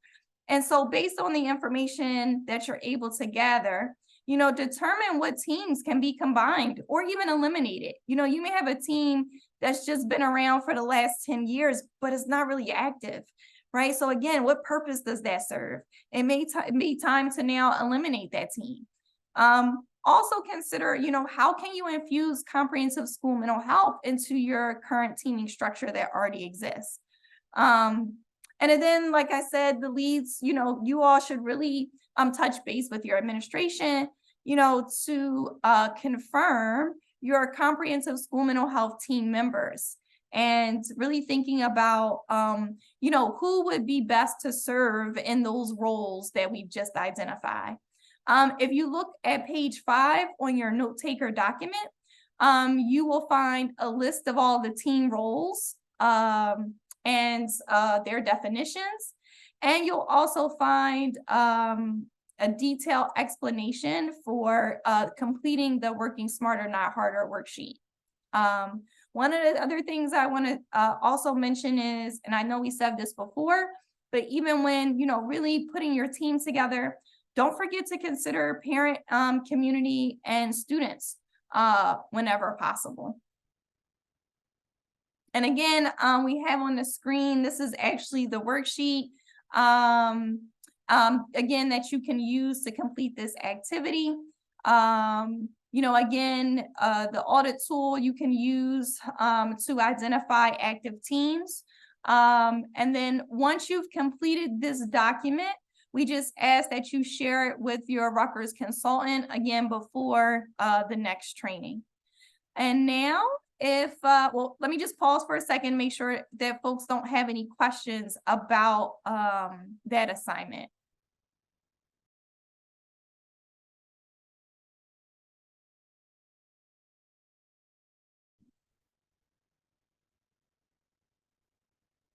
Okay, awesome. All right, so now I am going to turn it over, I believe, to Stuart, so he can talk about how we assess your school's needs using the needs assessment and resource mapping process. That's right. I have the esteemed pleasure of being the last delivery before lunch. So please be kind to me. I will get us out of here so we can have a break. I know this is a lot of information, a lot of kind of really, some of it might feel a little pie in the sky as we're really starting to plan out and learn these concepts. So I just wanted to pause really quickly and put in a quick reminder to show yourself some grace today. This is a lot. So we're going to shift into talking about assessing the needs in your school, which really involves a systematic gathering of information and insights to identify gaps, challenges, and opportunities within your school. So check this out. What I just explained, right? So this needs assessment process is really an opportunity to start to identify and learn about your school, understand the current situation, the challenges, and the requirements that your school has, and the needs, of course. So the purpose of conducting a needs assessment, and I'll also just pause to mention that this is going to be something that your teams will kind of take on in the future. This isn't something that we're necessarily going to be working on right away, but we do want to equip you with this knowledge before we start working with the teams as a whole, so you have a good context and where to get started when we're there. So the purpose of conducting a needs assessment is really to help identify those problems, those issues that really need attention. We're assisting in setting those clear and achievable goals as a way that we can start to meet those goals and inform decisions in the most efficient way possible. So we're thinking about our needs and how we can allocate resources in a way that is effective and efficient. Needs assessments also support the development of programs, projects, or interventions that target specific needs. If we know where the problems are and we can use that to set our goals, we can really more easily come up with solutions to those problems, right? So we're starting really kind of at the ground here. We've got our foundation, and now we're starting to identify and learn and understand and fact find as much as we can about our school. So this needs assessment process should really be collaborative, that integrates any available data that we can really get our hands on, as well as the perspectives of a wide range of individuals who are part or impacted in this system in your school. So some really few things to focus on. This is a collaborative process. We're using data, and we're gathering a wide perspective here from as many individuals as possible. So some things to keep in mind as we continue talking about this needs assessment process. And just really quickly, this is, what are we already doing? What's working? What do our students need? And what's missing, right? So moving on here, before we start the needs assessment process, let's think of a couple tips here to get us started. Number one, we have that foundation of our entire comprehensive school mental health framework, which is what we've talked about it quite a bit today, is our teaming, right? Our teams are our foundation. So this is going to be step number one for pretty much everything. And that also includes the needs assessment process as well. So after you develop your team, it's really important to ask yourself and determine what questions do you and the team want to answer by completing this needs assessment process. And you can see a few different topics here on your screen that are oftentimes a part of this needs assessment process, but you may want to know, what challenges are the students and the school community experiencing right now? What types of mental health and wellness services would students like to have available during the school day, right? So it's not just what do they need, it's what do they want? And how are they going to be most likely to seek out those services? Because if they don't like the services, right, and they're not willing to engage in those services, we're not going to get really far.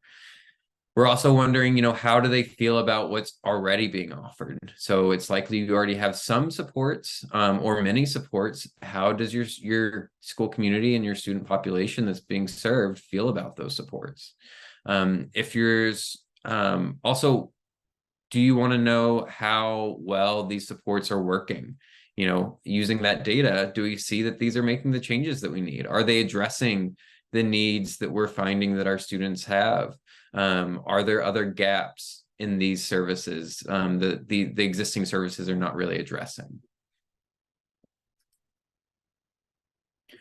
So we want to be really thoughtful about our needs assessment and do it in a really systematic way. So what we've done here for you is outlined 6 steps of the full needs assessment process. And this starts with creating your team.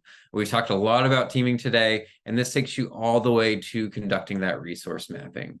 And in the next few slides, and we'll get through 1 through 3, so you know what to expect. We'll get through 1 through 3 before lunch, and then we'll finish up the rest after. So just starting, as you can see here, we'll talk about teams. And we've talked about this quite a bit. And when we're thinking about our needs assessment, this doesn't really change. We start off with that strong collaborative team that involves as diverse perspective and expertise as possible. So I really like this analogy here of we're painting a picture. When we did the in-person training with our other cohort, I kind of went into this really long-winded analogy using Britney Spears because I was reading her book, actually listening to it, but I was telling everyone I was reading it. But I won't take you down that road. I really just wanted to mention Britney Spears. So anyway, we're painting a picture here. So that's what this entire needs assessment is. So we're thinking about this school team. So we want it to be diverse in a number of different ways. We want it to be diverse in role, cultural diversity, as well as expertise. Because if we think about this, each of those different aspects of diversity in an individual are going to bring a unique perspective. So the more diversity that we can bring on our team, the better view of this painting that we're going to have. So imagine we're looking at your school. You may walk in through the east entrance. Another person may walk in through the west entrance, right? They're going to have a completely different view and perspective of what that school looks like. But if we're painting a picture and we want it to be the most accurate, we're going to need both of those perspectives to get as accurate as possible. So that is to say that we want to make sure that we are being thoughtful about who's a part of our teams and making sure that it is a representative sample of our school community as well. So actually, I'm not going to go to that so quickly. So our next step is starting to determine and review existing data. So I just want to poll really quickly, and you can just drop this in the chat. What are some data points that you and your school are currently collecting? And it's okay if you aren't currently using them to implement comprehensive school mental health frameworks, but what are some data points that your school is collecting that you think might be helpful in this process from what you know so far? Attendance, yes. We all collect attendance, right? What else? Anything else? Conduct, yeah. So conduct reports, those discipline referrals. We're looking at grades, attendance, yes. Nurse visits, that's a huge one. I would also add visits to the school counseling office too, right? We often keep track of that, or we keep notes of those visits, nurse visits, grades. Yes, so this is all really wonderful. So we're all kind of thinking about this in the same way already. So step number 2 is reviewing and aggregating that data. It sounds like we are all kind of pointing in the right direction, but sometimes when we as folks in school hear the question about data, it can be almost feels a little startling, right? Because we think, okay, I'm not implementing a universal screener. I'm not screening a lot of my students. We don't really have any data. But as you all have showed here, there is a lot of data that can be really helpful through this process that you're already collecting. And maybe you're not aggregating it and reviewing it yet, but at least we can take and track what it is that we have that we can start to utilize and figure out a system that we can make that data usable. So like I said, often we find that these records are kept, but they're not aggregated and reviewed. And we can really use all of this data to identify trends, measure our progress along the way, sampling these different aspects of office visits, attendance, grades. At point A, we start to implement, and then we can review that and identify our progress as well. But right now, we're using this to really paint that picture. And each of these different data points, I almost want you to view that as a different color. So if we're just using a couple of different colors, we're going to get a decent view, right? It's almost like we're drawing with black and white. We'll get a decent view, but it's not going to be totally realistic. It's not going to be as realistic as possible unless we're using more of those colors. So we want to make sure that we're casting a wide net so that we can get a full, vivid, live picture of our school. And our next step here is identifying what other data might be useful. So you've reviewed your existing data, you have identified, and now maybe you start to identify what additional data would be helpful to collect to inform on additional students' needs. So at step 2, we're starting to paint our picture. We've got a really diverse perspective. We have our blues, our greens, our reds, but we want to start to, but now that we have that on our canvas here, we're starting to get a really good picture. With that picture that we have right now, we're starting to see what's missing, right? So I start to notice a little more shading needs to go over here, a little orange needs to go over here to make it more accurate. Those are things that I might not have recognized at the beginning of this process, right? Because I didn't have that kind of that straw man, that initial picture. So step 2 is really going to help us understand what it is we need to add to our canvas, what data we need to start to address these other questions that we have more fully. So some things that we want to consider is really, making sure that we are being thoughtful about the types of tools that we're using, right? And so this can include universal screening tools, which we'll continue to talk about today. This could also include parent surveys, student and staff surveys, and some things as we kind of go on this process of collecting additional data. We don't want to just consider assessing risk factors, but we also want to think about assessing the strengths of our students. An awareness of these strengths, and not just your students either, your full school community, your staff, your families as well, your community partners. An awareness of these strengths really helps to inform the potential services and supports that are going to be of most benefit. We really want to build off of those strengths. Part of this project, it's all capacity building. We want to create efficiency. So if something is working, we're not just going to just say, okay, that's great, let's look over here. We want to build that up and use that to structure other aspects of our system. So we really need to know about those strengths. You also want to make sure that you utilize surveys or screeners that are really psychometrically sound and also culturally relevant. And this may involve finding screeners that are already translated into different languages, or maybe even having those screening tools or surveys translated for your population if that's needed. And going back to that psychometrically sound, we want to make sure that they're actually measuring what we think they're measuring, right? We want to make sure that this data is good. Sometimes bad data is worse than no data, right? Because it's guiding us down a wrong direction. So we want to make sure that we're collecting that good data and that these screeners or surveys are telling us what they say that they're telling us. If this is your first time implementing a screener or a survey, especially for the needs assessment process, consider starting small and really piloting this with a small group of students, families, and other relevant groups for feedback and revisions before doing a full large-scale rollout. That's okay, right? We can even sample our population as well if we need to, and I'll talk about that in our next slide. So also consider, how or what data you need to be able to really assess how well your current services and supports are meeting student needs. And some of those needs are your basic needs that, do our families have proper housing? Thinking about medical needs, psychological needs, of course, those mental health needs, we want to be thoughtful about those, but as well, also the social relational needs, those family, friendships, community belonging. Having a good understanding of where our school community is at in terms of those needs, which sometimes aren't necessarily captured by that initial data that we're talking about in step 2. And so if you are considering developing a new survey or utilizing a universal screener, as many schools do, keep some of these things in mind as you start that process. So, and again, we'll be with you along the way. So this is just kind of help you prepare and kind of getting you thinking about this in the right way.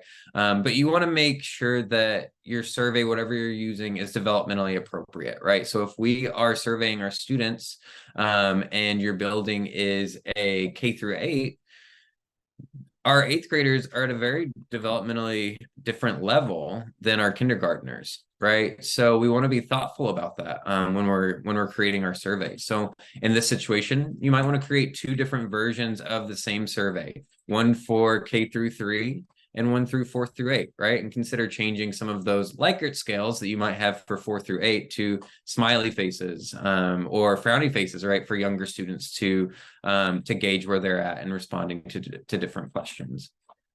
We also previously talked about language translation, just making sure that your survey is available in the primary languages of the students and families that you are wanting to receive information from, right? Because if we don't do that, it's going to skew our data, or our families may not respond, right? Because they don't feel comfortable, because they don't know what it says. So making sure that we are being cognizant and aware of that, and also making sure that when we share these out, we're doing it in a way that is culturally aware as well, and making sure that we're explaining what it's for. And kind of what I was getting at in the last slide too, don't feel pressure, especially for this needs assessment process, to survey all parents or all students when we're conducting survey research. And that's what this is, right? This is research. It's research about your school and your school population. A good survey sample size is roughly around 10% of the target population, as long as we're not exceeding 1,000 individuals. So we just want to be mindful as we're surveying, if we can get to that 10%, making sure that it's a representative sample of the student body or the families that are a part of your school community. If we're surveying all the football players, right, that's not going to be a super representative survey. But if we can think about ways that we can do that by either grade level or sampling a certain percentage of students in each grade, just being thoughtful in that way. And so with that, that actually brings us to lunch. So let's see, what time is it now? So it looks like it's about 11:52. Christy, when do you think we want to ask everyone to be back? I think we can have everyone come back at 1. Okay. Yep. Okay, perfect. And so everyone take your time, get some coffee, get some food, drink some water, get up and walk around. We're sitting in front of our computers, let your eyes rest. Even though I know many of you might be wrapping up some work during that time, but if you please take this time to do whatever you need to, and we'll come back around 1 o'clock. If you have any questions, we'll hang out for a little bit, these next 10 minutes or so, to respond to any of those questions if you want to talk through that. But otherwise, we will see you back here at 1 o'clock. Thanks, everyone.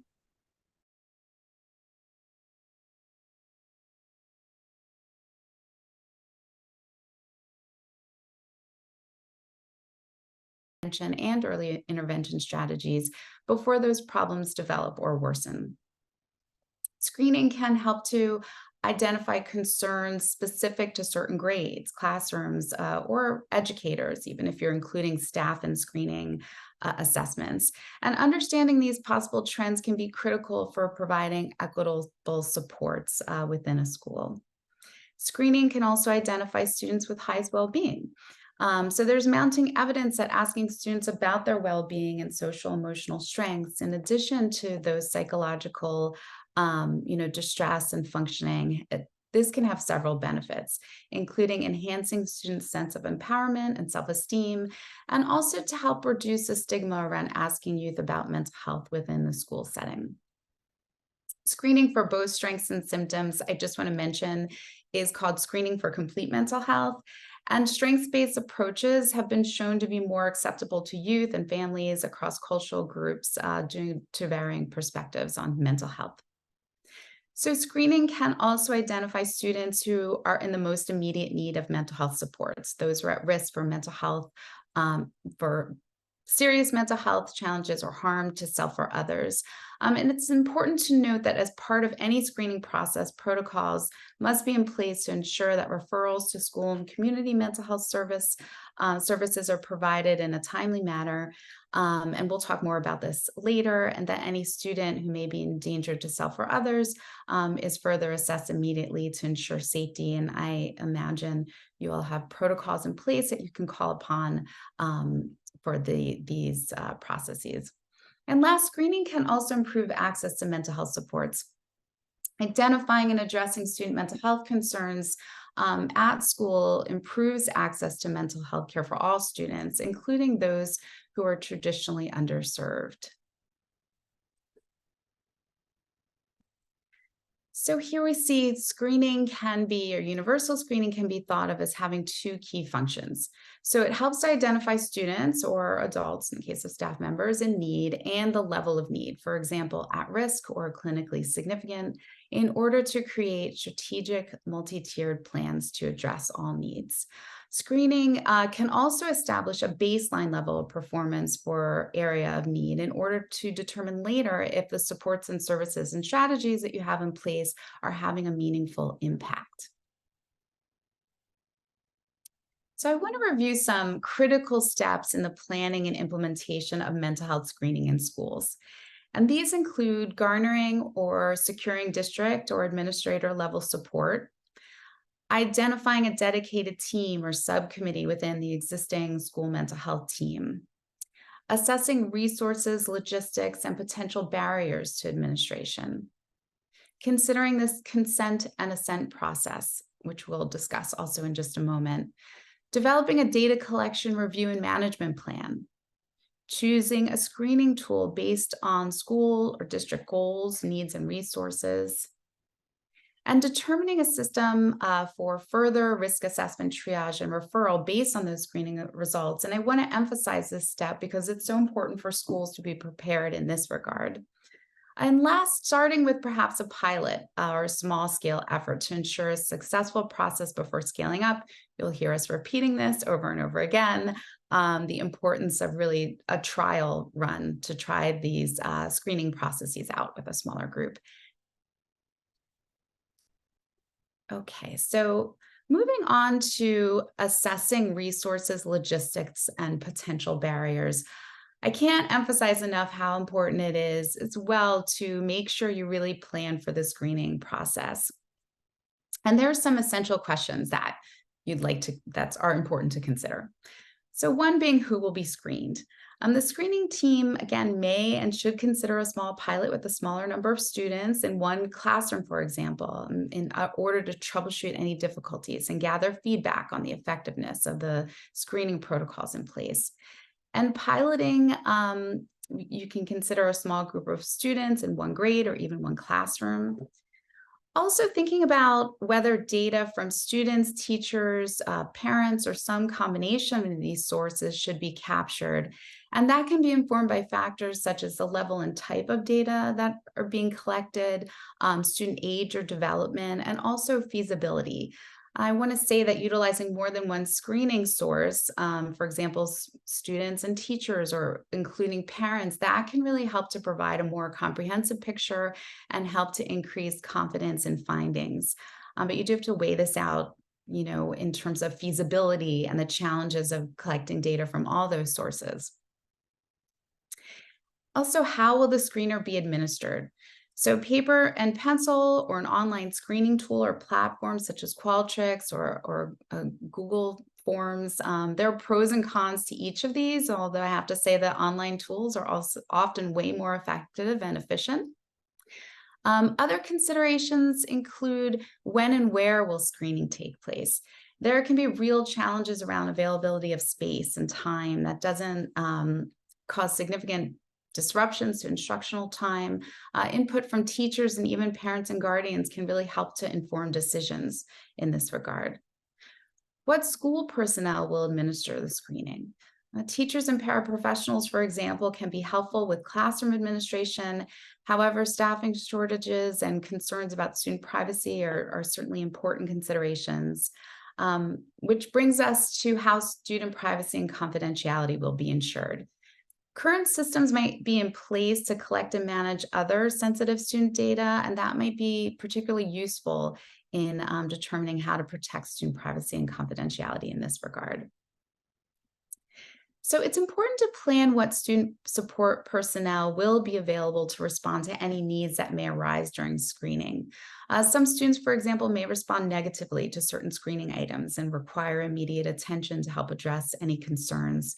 A plan for how parents and other guardians will be informed of any problems during screening should also be made in advance of administration.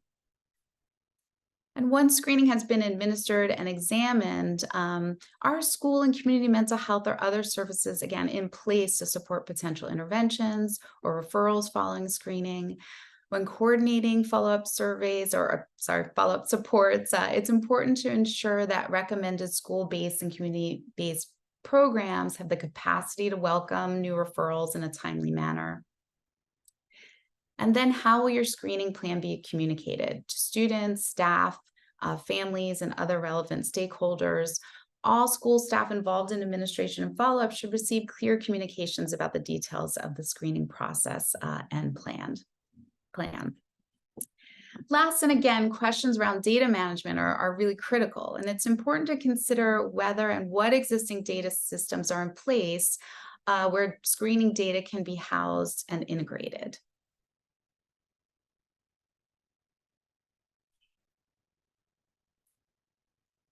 All right, so moving on to the consent and assent process. So an important decision when planning consent procedures is the type of consent, whether it's active or passive opt-out sought from students, parents, and legal guardians. As the screening team decides on consent procedures for their schools, they must have a thorough knowledge of the school and district policy and procedures related to asking about and handling information about students' mental health. And if you're working in partnership with an outside organization to conduct your screenings, just be aware that this entity might have their own approval process and requirements. Parental consents and student assents are designed to provide students, parents, and guardians with a thorough description of screening activities, including measures, procedures, and protocols, confidentiality, potential benefits and risks, and also what's going to happen with this data. When we're talking about parental consent, again, it can take the form of active consent or passive opt-out. With active consent, a student may only participate in the mental health screening if parents or guardians give written consent, ensuring that consent is informed, often in line with the district protocol. And this type of consent may establish more trust between schools and families, which is certainly paramount. But it's also been associated with lower participation from minority students, students from single parent households, students with poorer grades, and also students who are less engaged in extracurricular activities. So it's an important consideration. With passive opt-out, a parent or guardian's non-response serves as their consent to let students participate in screening. And while this approach may increase the number of students participating in the screening, it's really important to ensure that exhaustive steps are taken to fully inform and reach the largest number of students and families, communicating multiple formats and relevant languages. So then looking at student assent. So it's recommended that screening teams gain students' voluntary assent for participation in screening, which is often done at the beginning of administration, where an option is provided for students to indicate, yes, I'll take this survey, no, I choose not to take this survey. And really important that steps are made clear to students that there's no disciplinary action or academic consequences for choosing not to participate. It's important to note that students and families from cultural backgrounds other than the majority group might experience, or any families actually might experience distrust and fear about the screening system. Therefore, communication facilitated potentially by cultural liaisons, as well as translators for written consent forms. This can be really critical in obtaining buy-in and ensuring that the purpose of screening is understood by families in the school. Having someone who can readily be available, who can help families to read consent forms aloud, answer questions in preferred languages, and provide any sort of needed assurance about screening. This can all greatly increase the likelihood of caregivers and families providing consents for their children to be part of the screening process. I want to mention too that we're often recommending that families be part of the comprehensive school mental health teams. And in terms of screening, this can really go a long way too, in terms of, really providing the perspective of the parent and caregiver perspective, and also, involving students in this process can really help with buy-in and inform how you want to roll out those screenings. Okay, so I wanted to mention one thing too, just in terms of that consent and assent process, and something that we tried with, just as an example of with some of the screeners that in the past we've used with families. And one idea that we had just in terms of ensuring that everyone had appropriate access, we had an open house for families where screeners were conducted during that open house, and families were invited. There were translators. There were also computers that were provided, laptops that were provided by the school. So really to ensure that there was complete understanding about the process, and then parents, if they so chose, could complete those screeners during that open house process. And that was really effective way to get you know, a lot of response and responsiveness. Okay, so school-based universal mental health screening, this provides, as we discussed, important information about emotional and behavioral health of students, as well as school functioning, and can be used to assess risk factors such as exposure to stressful or adverse childhood events, internalizing or externalizing symptoms, any challenges potentially to executive functioning, social emotional weaknesses, and even things such as socioeconomic status. As noted earlier, strengths or protective factors are also important to capture using universal screening, and can include things such as prosocial behavior, social emotional strengths, school and community or family engagement, and school connection, which we know is a really strong predictor of academic success in children. So it's imperative to clarify the goals of screening prior to selecting a screening tool or communicating to those outside of the screening team about upcoming screening administration. When choosing a screening tool, make sure the tool actually screens for what you want it to do. You'd really be surprised how often schools administer a screener only to determine later that it didn't really capture what they wanted to know. Allowing time for full and careful consideration of the entire screening process goes a long way towards successful implementation. So when selecting screening tools, make sure that they have, as Stuart mentioned previously, strong psychometric properties, that they're reliable, valid, and this applies to versions in other languages as well. It's important to make sure that screeners are culturally relevant and appropriate to the population being screened. And also keep in mind feasibility in terms of time, the length of the screener, and the cost. And some screeners can really be very expensive. And we're going to review some screening options in just a bit. And we always keep in mind to provide options that are low cost or free. Also, determine whether any technical or training support might be needed in order to administer and score a particular screening tool, and whether your school has that capacity in-house or whether an outside expert is needed to do that. Again, outside expertise and support can be cost prohibitive for some schools, but certainly worth exploring. Okay, so as Stuart touched upon in our orientation session, the SHAPE system has a screening and assessment library that can be so helpful in selecting a screening tool and other assessment of mental health and well-being. And this screening and assessment library is a searchable database of free and low-cost screening and assessment measures related to school mental health, including academic, school climate, social, emotional, and behavioral domains. And as you'll see, each measure includes an information sheet with scoring details and also access to the measure. And you can access the screening and assessment library. I think many of you might have already created the SHAPE system account. Stuart's going to review a little bit more later on. And then you can go about and select the screening and assessment from that point.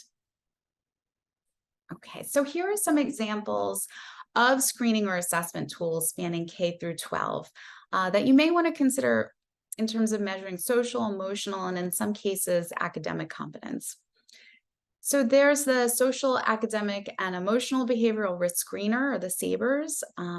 There's the Strengths and Difficulties Questionnaire, the SDQ.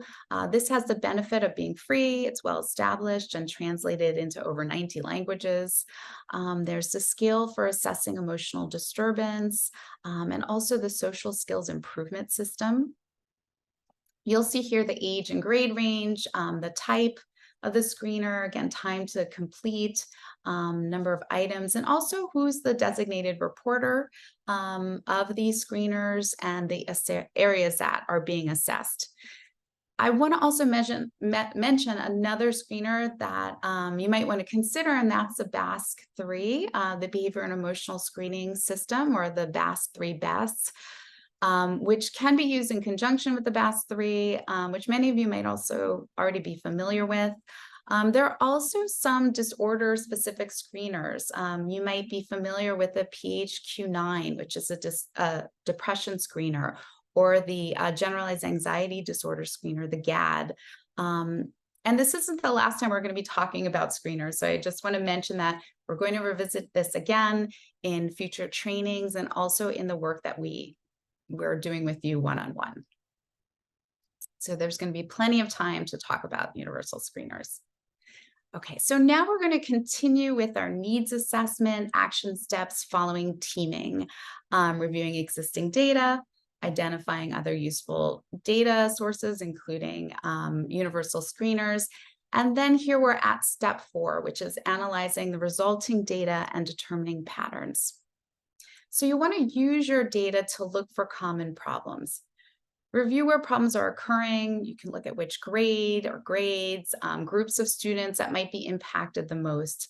And you also want to consider what the most pressing behavioral health and mental health challenges are impacting students at Tier 1, 2, and Tier 3.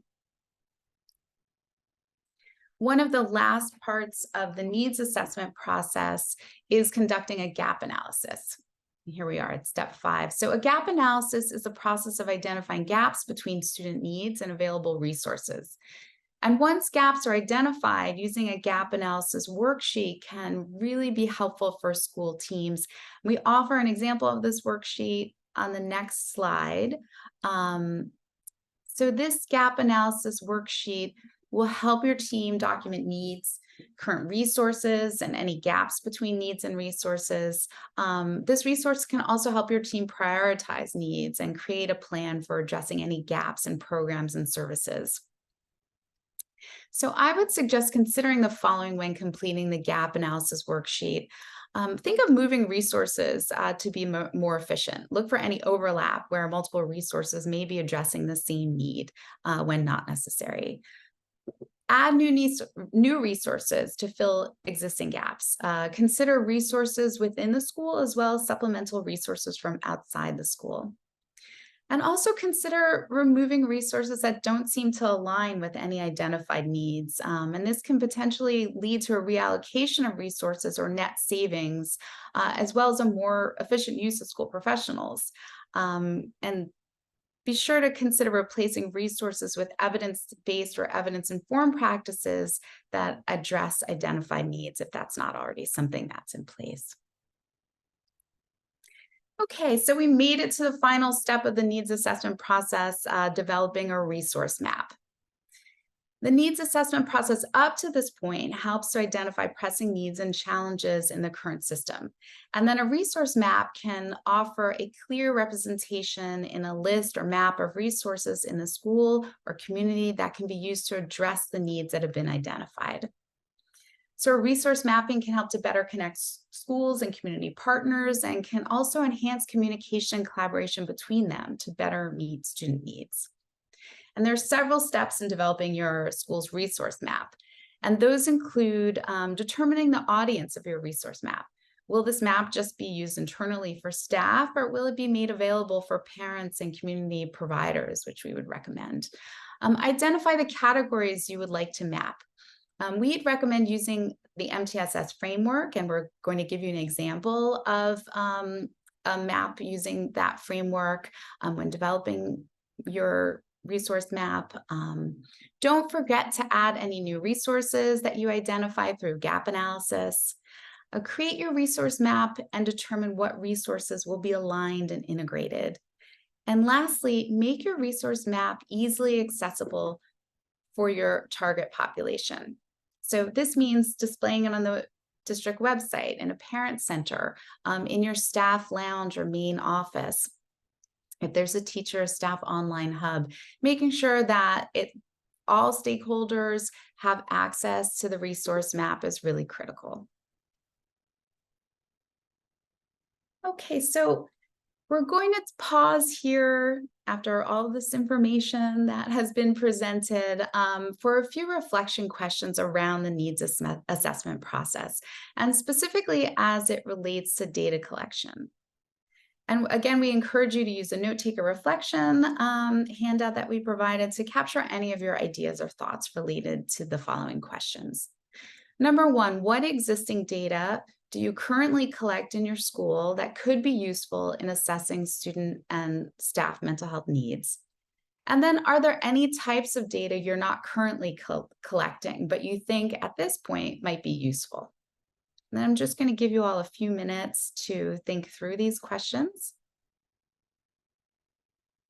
Okay, so we're going to touch base again with our agenda today. We're on the home stretch, and we're going to take a moment to look more closely at resource mapping and also in offering some concrete examples. So needs assessment and resource mapping, these are really interconnected processes. A needs assessment, again, identifies what's lacking or needed, while the resource mapping identifies what resources are available. The findings of the needs assessment inform resource mapping by identifying the specific resources required to address identified needs. And then resource mapping in turn informs the allocation of resources to meet the needs identified in the assessment. And together, these processes provide a holistic approach to addressing challenges, really optimizing resource allocation and achieving specific goals and objectives. To reiterate, resource mapping is an active and ongoing process to identify, visually represent, and share information about internal and external resources and supports to meet the student and staff needs. And it's also an effective tool to help align partnership. Again, it's meant to be shared with stakeholders. It's important to note that also resource mapping is not a one-time activity. Again, it's an ongoing active process for identifying and understanding these internal and external assets and the who, when, where, why, and how to refer individuals and families to those sources and services. And having a list of services that is updated includes information related to eligibility, has specific details about the services provided. This really increases the likelihood of successful follow through and also that there's the best fit possible. So here are several examples of types of resources or categories of resources that may be available in schools or in the larger community. And among them including things like tutoring and other enrichment programs, food and housing resources. We see outpatient mental health services, crisis hotlines, and mobile crisis. So really thinking about the broad range of resources that could be available to support your students, families, and staff. As part of the resource mapping process, resources can be categorized, as we suggested, across our three-tiered system of supports, such that specific school and community-based resources are aligned with a given tier. And an effort is made to ensure that there are resources to address needs within each of these tiers.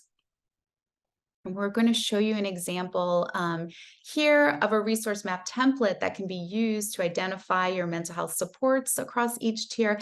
And we've shared this template with you as one of the resources accompanying this training.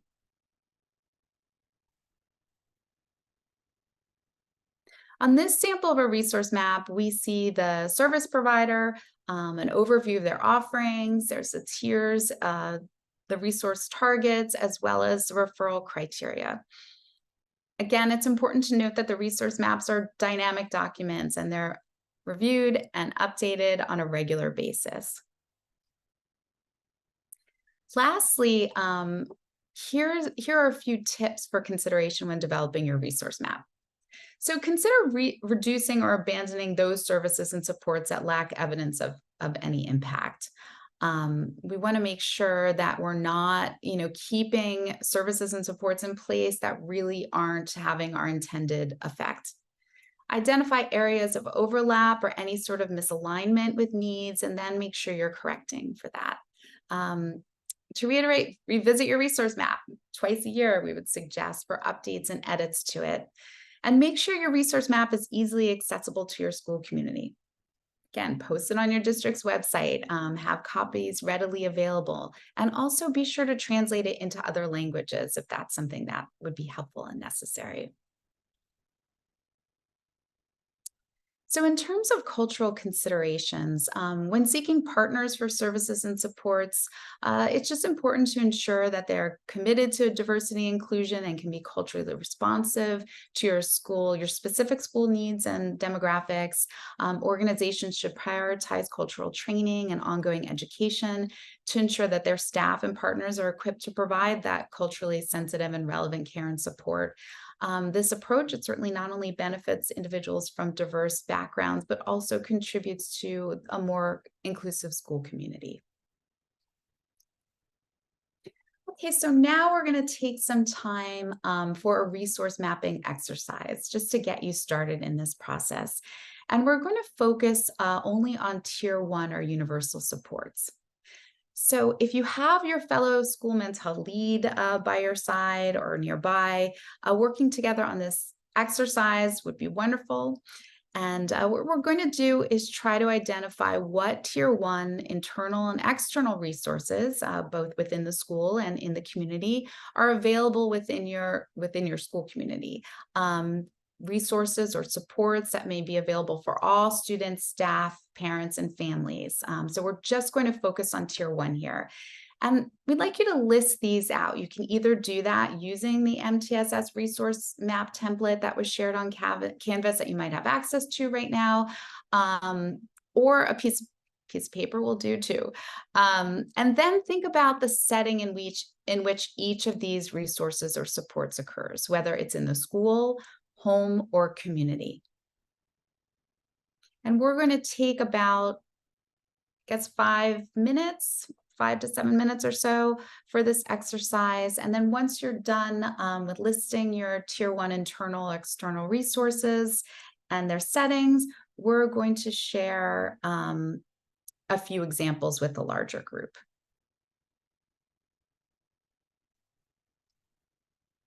So here we have the template. Again, we're just focusing on Tier 1 here.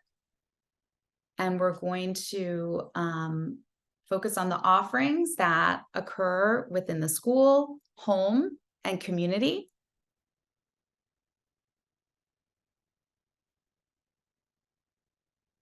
And we'll have some teams share out when we're done. Okay, great. So we're going to come back together now. And are there any schools that might want to share their Tier 1 resources and how they might have aligned them with the settings as shown here in this template? I'm not going to call on my schools, I promise. But anyone want to share out? I will. Jill Priest, Sea Caucus. Great. Thank you, Jill. In terms of the school, I put down, we have our counselors, we have student assistants, which is basically me at this point, who meet with students and are available, and students are informed that we have someone available to meet with them if they want to talk. We have lists of our mental health resources available readily for students, parents, staff, if that would help a student. We have sports, clubs, compassionate teachers. That's what I put down for school. Mm-hmm. Jill, at your school, do you have any SEL programming or any other Tier 1 school-based programming that's in place? Well, I was just kind of thinking about that.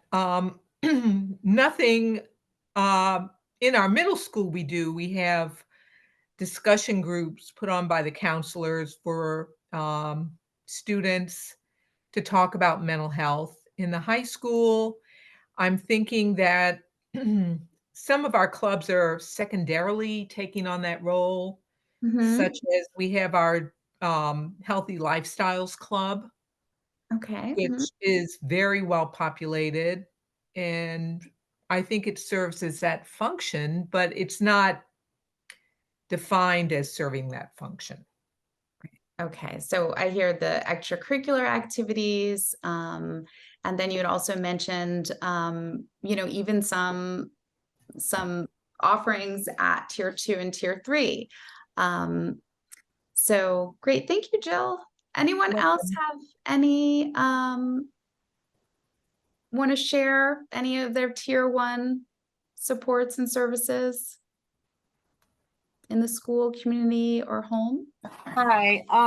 Okay, so this is Lorna from Westfield. So we have like a room called a Zendan, which is pretty much like a mindfulness room that is open to the whole like school community. Great. What I else? love that name. Yes. We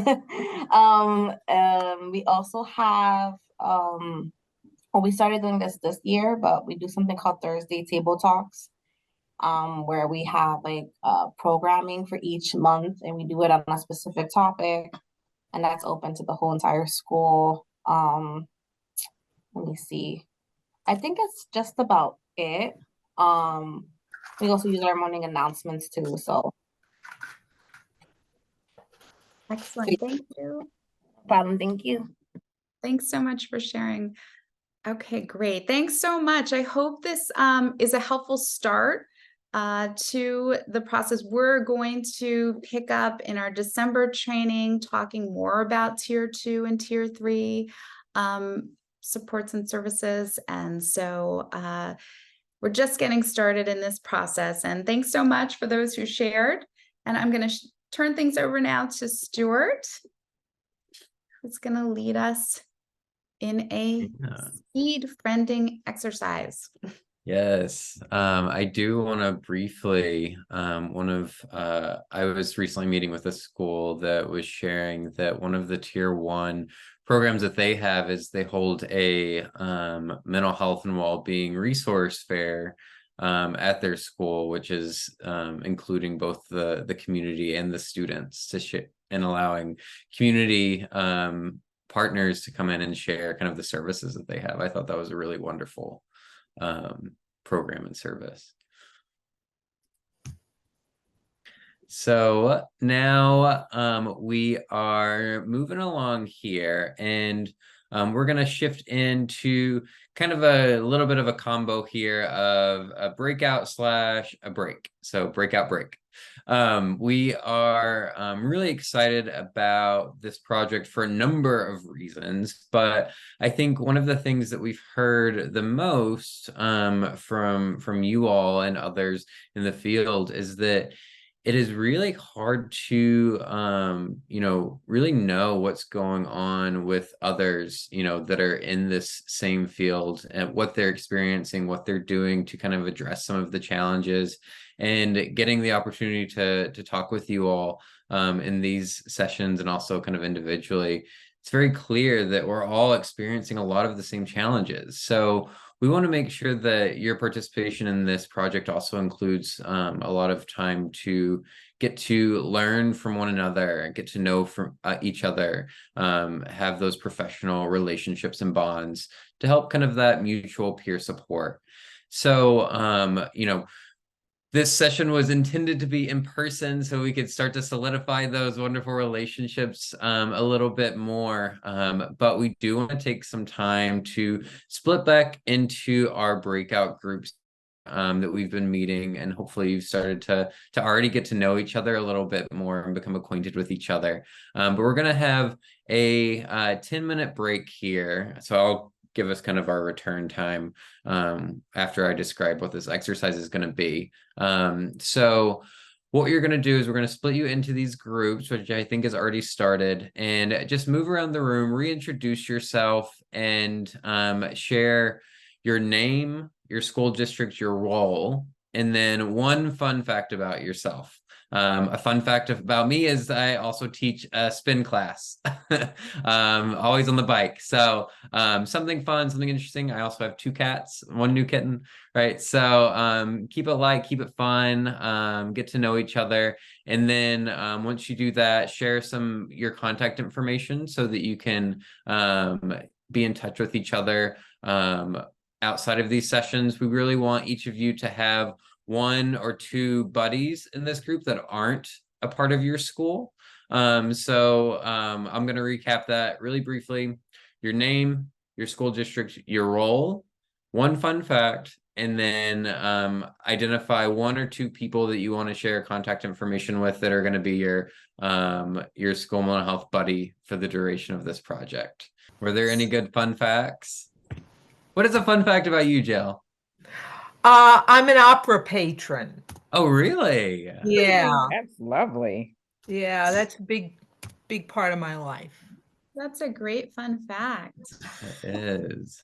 I've always wanted to try to get into opera. I don't know where to start. What would you recommend as a beginner opera? Well, a beginner opera, the Magic I asked the same Flute. question, by the way. The Magic Flute is a lot of fun. The Magic Flute? Yeah, the Met offers that at Christmas time, a shortened version even. My favorite opera currently is Turandot, Turandot. I love it. It's about, this beautiful queen type woman who beheads men. Yeah. In her affection. Yeah.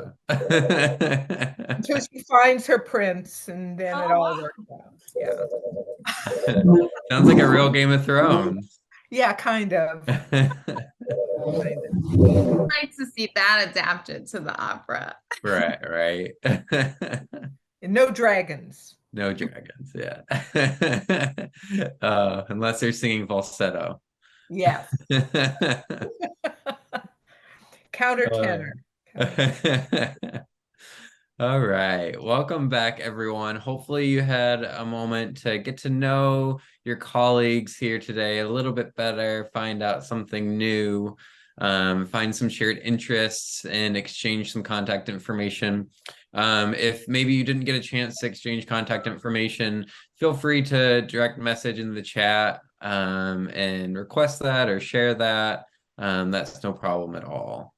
So now we are in our final stretch here, and it seems as though we are going to be able to wrap up a little bit early. So thank you all for all of your wonderful engagement today.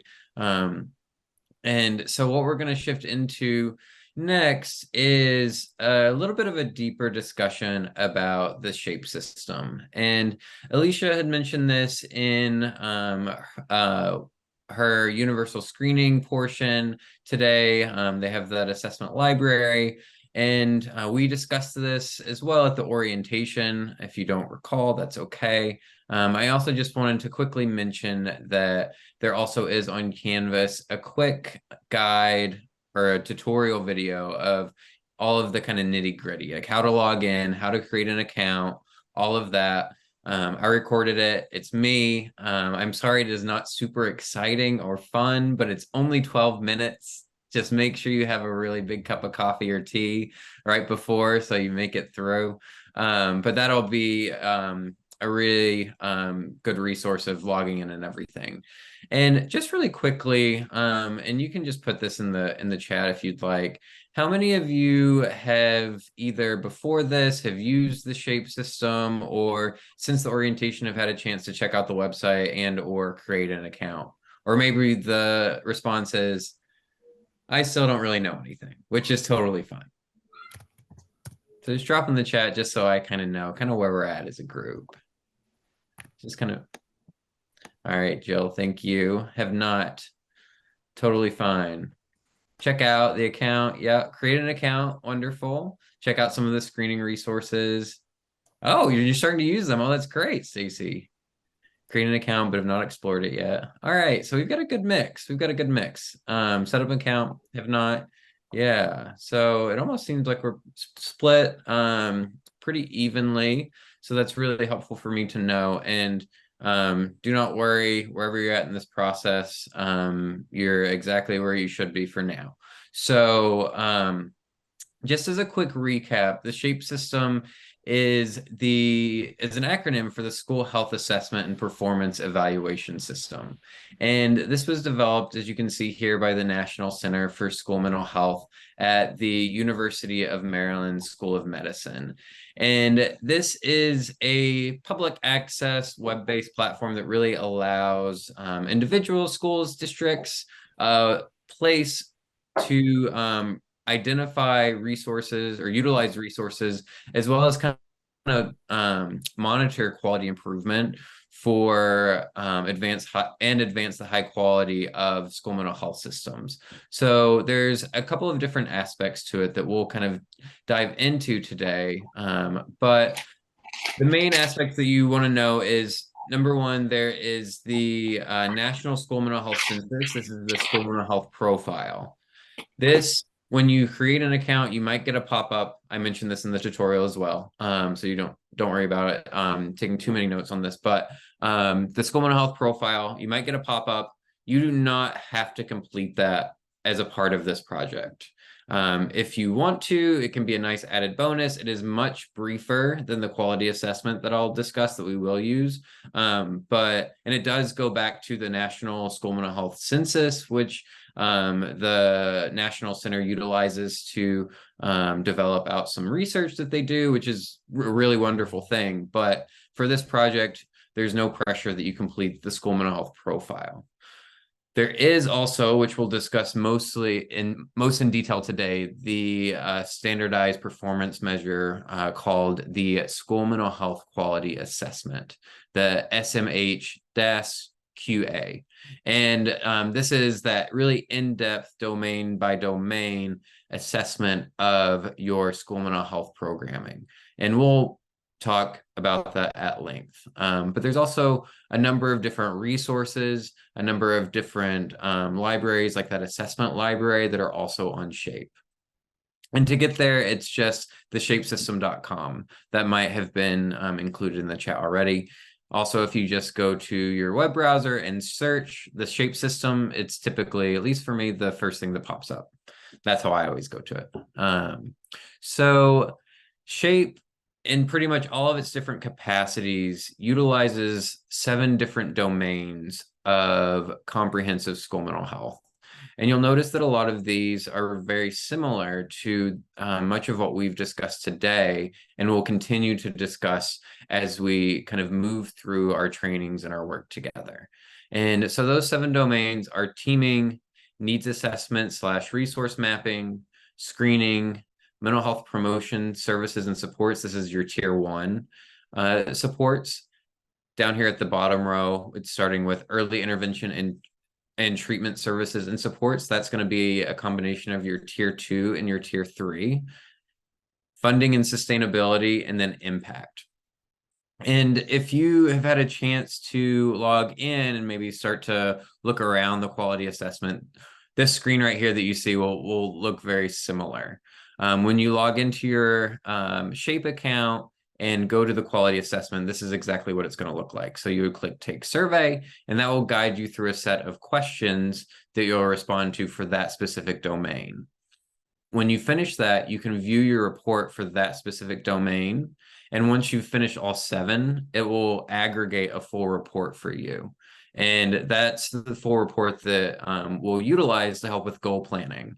And we'll talk about how we all are going to complete this together with your teams towards the end. But right now, I want to kind of get you acquainted as best as possible with each of these domains.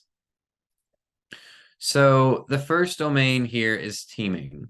And if you have the slides that were on Canvas, they're going to look a little different than what I have here. I actually shifted these over because I thought this is going to be a little bit more helpful to understand the quality assessment, which is what we're going to be using SHAPE for the most.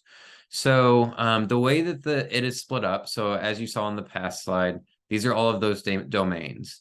Within each of those domains includes a set of indicators, and those indicators are essentially the key aspects of that domain. So they're those core components of that domain.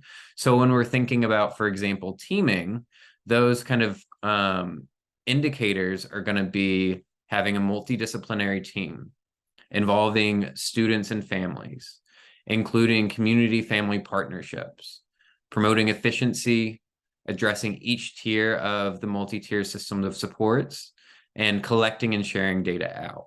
And so you can see here, we have a few just example questions that are going to be a part of that quality assessment. Each indicator in that domain will have its own unique question. So as you can see here, this top question, it corresponds with the indicator of having a multidisciplinary team. So the question is, to what extent did your district school use best practices to ensure your school mental health team was multidisciplinary and diverse, right? So that's pretty obvious. Of course, they're trying to get at, having a multidisciplinary team. So when you're actually completing the quality assessment, the responses to this question will be essentially on a Likert scale and the way that you respond to those. And it will be, agree, strongly agree in that sense. So you as your team will respond to each of these. And each of these have their own best practices. So I know it's a little confusing, so I'm going to kind of lay this out again. So we have the 7 domains. Within each of those domains, there's a set of indicators, which are those core components of that domain. So for teaming, the core components include multidisciplinary team involving students and families, etc. Each of those have a set of best practices. So creating a multidisciplinary team has a set of best practices to help ensure that you are meeting that indicator. So this would include selecting diverse team members, including team members who reflect on the diversity of the school community, engaging staff of a diversity of different roles. So those are all things that we've talked about, and those are the best practices to help ensure that you are meeting that indicator, which is ensuring that your school has a multidisciplinary team that is diverse, right? So I want to pause really quickly and see if that structure makes sense here, or if there's any questions. And then what I'll do is walk through these indicators for each different domain with some example questions so that you can start to feel a little more confident about this. So as I pause here, how does this feel for everyone? Yeah, Jill, I saw your hand raised. I'm not understanding how we would use best practices to ensure we've done that. Right. So great question. That is a little bit confusing. So the best practices are going to be kind of listed below each question. They're not here. We wanted to kind of summarize it, but that's how, I could say to you, to what extent does your school use best practices to ensure your school mental health team was multidisciplinary and diverse? And you could say, well, I think we do a pretty good job, right? I look around the room, it seems like everyone is pretty different, right? But the SHAPE system wanted to make sure that there's some standardization in that. So they've developed these best practices that are listed under that you can review when you're completing this assessment. And those best practices are like, are you engaging team members who can reflect on the diversity of the school community? Are you engaging staff in a diversity of roles? Is your team itself diverse, right? Kind of those are kind of the criteria that would show that you are creating a team that is multidisciplinary and diverse. And you would use that to rank yourself or your school, not you as a person, but your school. So next here we have, in terms of teaming, is to what extent did you avoid duplication and promotion and promote efficiency of teams. So this is going to kind of touch back on that discussion of tips a little bit. So some of those best practices would include, do you have established, well-defined and unique goals for distinct teams with structures in place to avoid duplication of team efforts? Do you practice consistent communication and coordination among various teams? So are you coordinating with other teams that have similar work to make sure you're not duplicating? The next question we have here is, to what extent does your school use best practices to make effective referrals to community-based health services? And so this could include providing clear information for students and families to self-refer and connect directly to mental health services. It can also include using an up-to-date school mental health team resource map or guide. Are you using that as a part of your system, right? And if you're not, you might not rank yourself as high as you would as if you were, right? So the second domain here is needs assessment and resource mapping. And we've discussed this already today, and you'll recall that needs assessment are interconnected processes.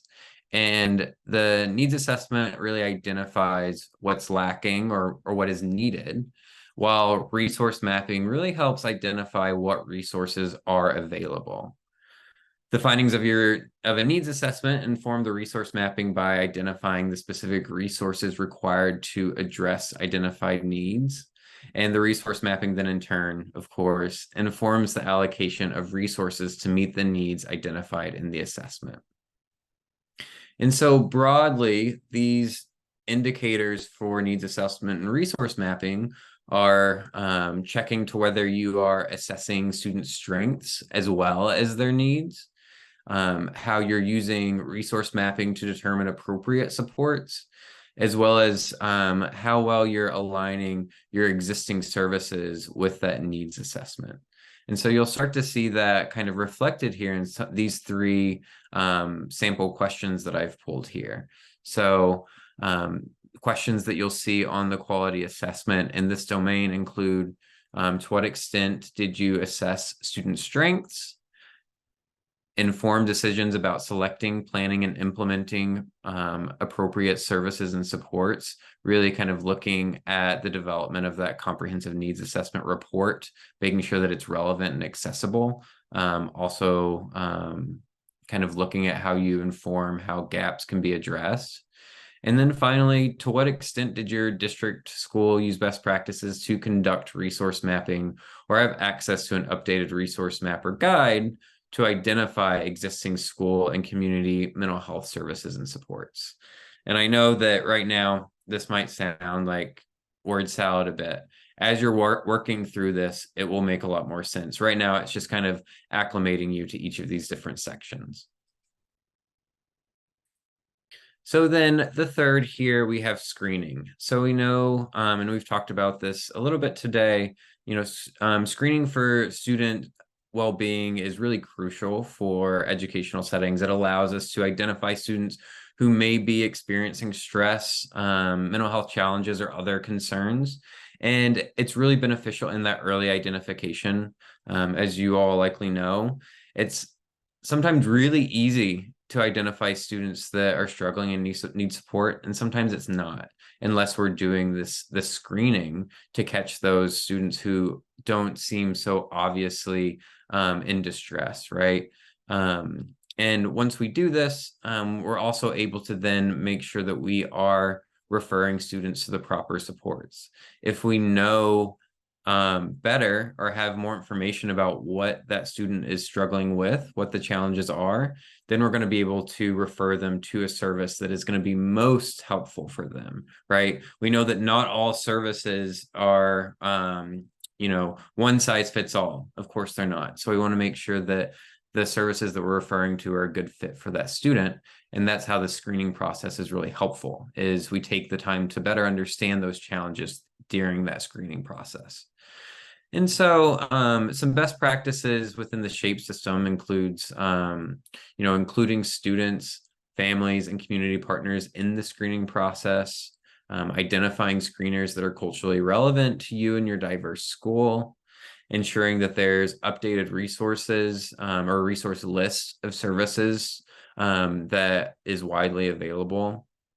And you'll also notice here in the second question, this is a little bit different, right? Because we're not just going to be ranking ourselves on where we lie on this Likert scale and how well we're implementing best practices.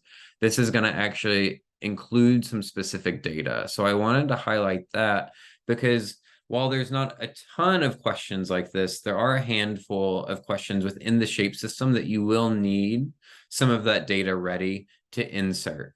So as you can see here, this is really getting at getting a good understanding of what % of your students are being screened or identified and then referred, and then actually received those mental health services.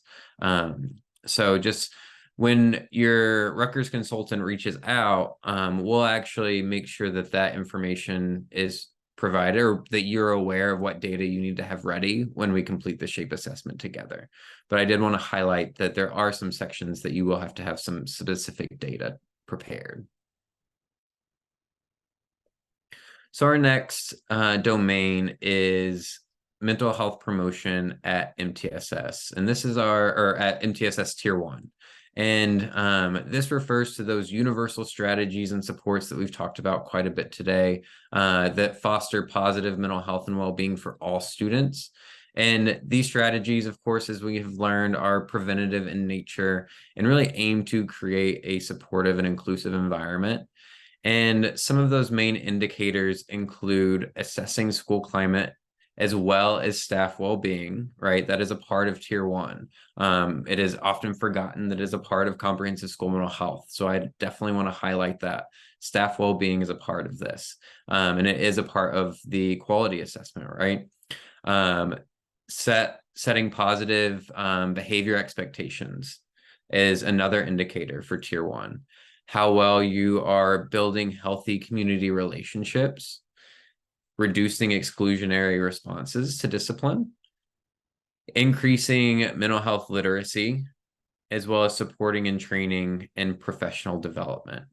So some of the questions that you'll see here are, to what extent are we assessing and improving that school climate? Those are actually, I've combined those, but those will be two separate indicators. One is how well you assess, and then one is how are you improving school climate? And the same for teacher and staff well-being. And then to what extent are you setting those school-wide positive or school-wide expectations about behavior? And then to what extent did your school or district use best practices to increase mental health literacy for students and staff? And that mental health literacy, this is really having, sharing that kind of mental health hygiene, providing that education as to what it looks like to struggle with mental health, what good mental health is, ways that you can cope, strategies that we can all utilize, as well as when to seek help, or when to, share with a trusted adult that one of your peers or maybe family members need support. And then that takes us to our Tier 2 and 3 services and supports. And we've talked quite a bit about Tier 1, and we'll continue to talk about Tier 2 and 3 at our winter training in December. But just to kind of give you some context here, so Tier 2 are those targeted supports that are still kind of preventative in nature for those students that may be developing more concerning needs, or social, emotional, behavioral needs. And then that Tier 3 are those students that likely already have some pretty severe challenges that they're experiencing, that they need that more individualized support. And then that Tier 2, of course, that's that group support, maybe really brief individual interventions, interventions like mentoring or check-in, check-out. Those are at Tier 2. And then Tier 3 are more intensive individualized supports, or maybe even family supports as well. And our indicators here, there's 4 kind of main subgroups here, which include tracking students who are receiving Tier 2 and 3 supports, ensuring that there's adequate resources resources for the capacity of those supports, monitoring the fidelity of your tier 2 and 3 supports. And that fidelity kind of goes back to another indicator, which is ensuring to the best ability that these supports are evidence informed, right? Or evidence-based practices. And that fidelity then means that you're following essentially the curriculum or the manual, the steps that are required for that evidence-based practice or evidence-informed practice. And then finally, the final indicator here is implementing a crisis response protocol. And we have these questions that are listed here. Some good best practices, like we've kind of discussed already, is making sure that your tier 2 and 3 services are accessible, that student progress is monitored and addressed. We're not simply, putting or referring our students to tier 2 and 3 services and then we hope for the best. I'm sure it'll be good. We want to make sure that we're tracking data and monitoring that along the way, ensuring that interventions are selected, that you select you have the resources to actually implement them. We know that if we don't have those resources, we can't actually implement them with fidelity, right? Of course, making sure that they're evidence-based, like I mentioned, and then also making sure that they're really culturally relevant. As you can see in this third question here, that's getting at kind of an indicator of cultural inclusiveness and responsiveness, making sure that, they are provided in the language that is needed, making sure that they provide a equitable fit with the unique strengths and needs of all students, right?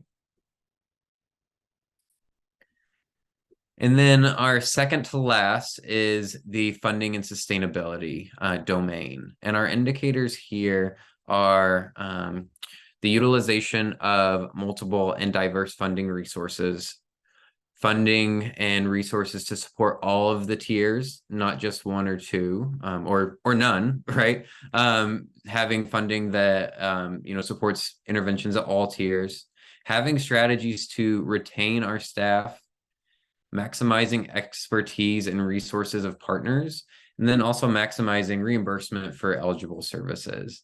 And so, as you can kind of see here with these questions and what they're getting at is really kind of gauging where you're at as far as having a diversity of funding, whether it's from local, district, state, or federal sources, diversity in funding of the actual type of dollars, right? Are they grant dollars? Are they third-party reimbursement? Is it cost sharing? Maybe it's private foundation funding or block grants. And then also kind of diversity from the different systems, right? We obviously think of education systems as a place where we can pull funding from, but we can also think about, physical or mental and public health, right? All of those aspects are areas that we can pull funding from, substance use and juvenile justice as well. And then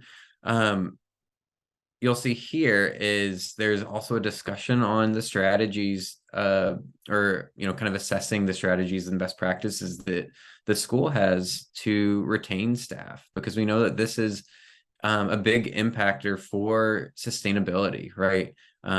You all being at your schools for however long you've been there is you have that institutional knowledge. You understand the systems that someone brand new might not have, right? So it is important to be able to retain staff. So the SHAPE system does take account for that, and is a good kind of way to start kind of assessing that and maybe bringing it up as a priority as well up the chain of command. And then finally, we have impact domain. And this is another one I will preface with that has some specific data points that you'll look at. Of course, it is impact, and we really want to focus on the utilization of data. So there are a number of questions in this domain that you'll have to have some specific data ready for. But again, that information will be shared with you by our team well in advance, so that you have time to prepare that so it can be entered in. And so The kind of key indicators here are along the lines of discussing how well your school documents comprehensive school mental health outcomes, as well as documenting the impacts in two specific aspects: educational as well as social, emotional, and behavioral functioning.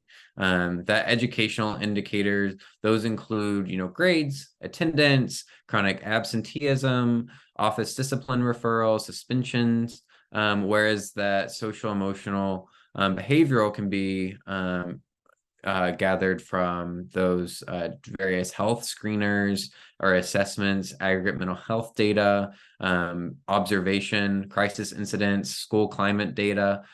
So the SHAPE quality assessment looks at how we document and track data in kind of both of those functions. So that takes us out of our domains. I see I want to check really quickly if there are any questions. I saw some action going on in the chat. Yes, so Stuart, there were questions about will the leads be utilizing the SHAPE assessment tool? So we did respond to that question. We let folks know that so yes, ultimately you will use this tool with your comprehensive school mental health team, and that your Rutgers consultant will be present for these for the assessment and completing the assessment. So folks, you don't have to complete this on your own. We'll be there to help guide the team through completing the assessment. There was another question about, I'm curious as to how we can link some of the available resources from NJ4S to some of this. So that was another question that came up. I believe it was Monica. And we responded in the chat and just let folks know that they'll have an opportunity to actually do this as part of their comprehensive school mental health team meetings and really aligning all of their resources.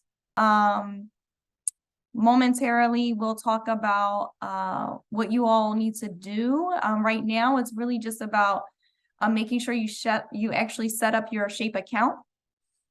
So, going online, I know some people said they've done that already.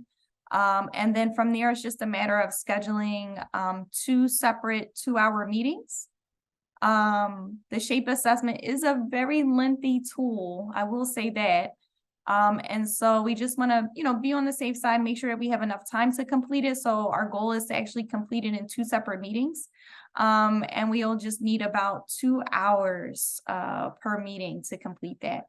Ideally, our goal is to try to complete the SHAPE assessment by the end of January. So that's just to give folks a heads up. May I ask a question quickly? Who needs to attend these 2-hour meetings? Yeah, so it would be your comprehensive school mental health team. So most administrators have already identified folks to sit on that team. After today's training, though, you may want to go back and, obviously folks will complete the Working Smarter, Not Harder document. You may want to go back and revisit the folks that have been identified to sit on the team. But ultimately, it is your team that will be completing the SHAPE assessment. That was a great question. Thank you, Jill.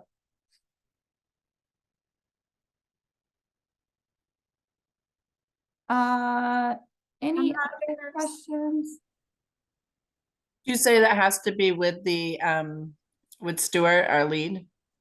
Yes. Yep. So you want to make sure that when you are scheduling to complete the SHAPE assessment that you're doing that with your Rutgers consultant so they can be present for those. Those will be completed in person, similar to how we completed the key informant interview. I don't know if your school has gone through that. No, we don't have that yet, but it'll be similar to that. Yes, it'll be similar to that. Yep. So it'll be in person, and we'll walk you through actually, completing the assessment together.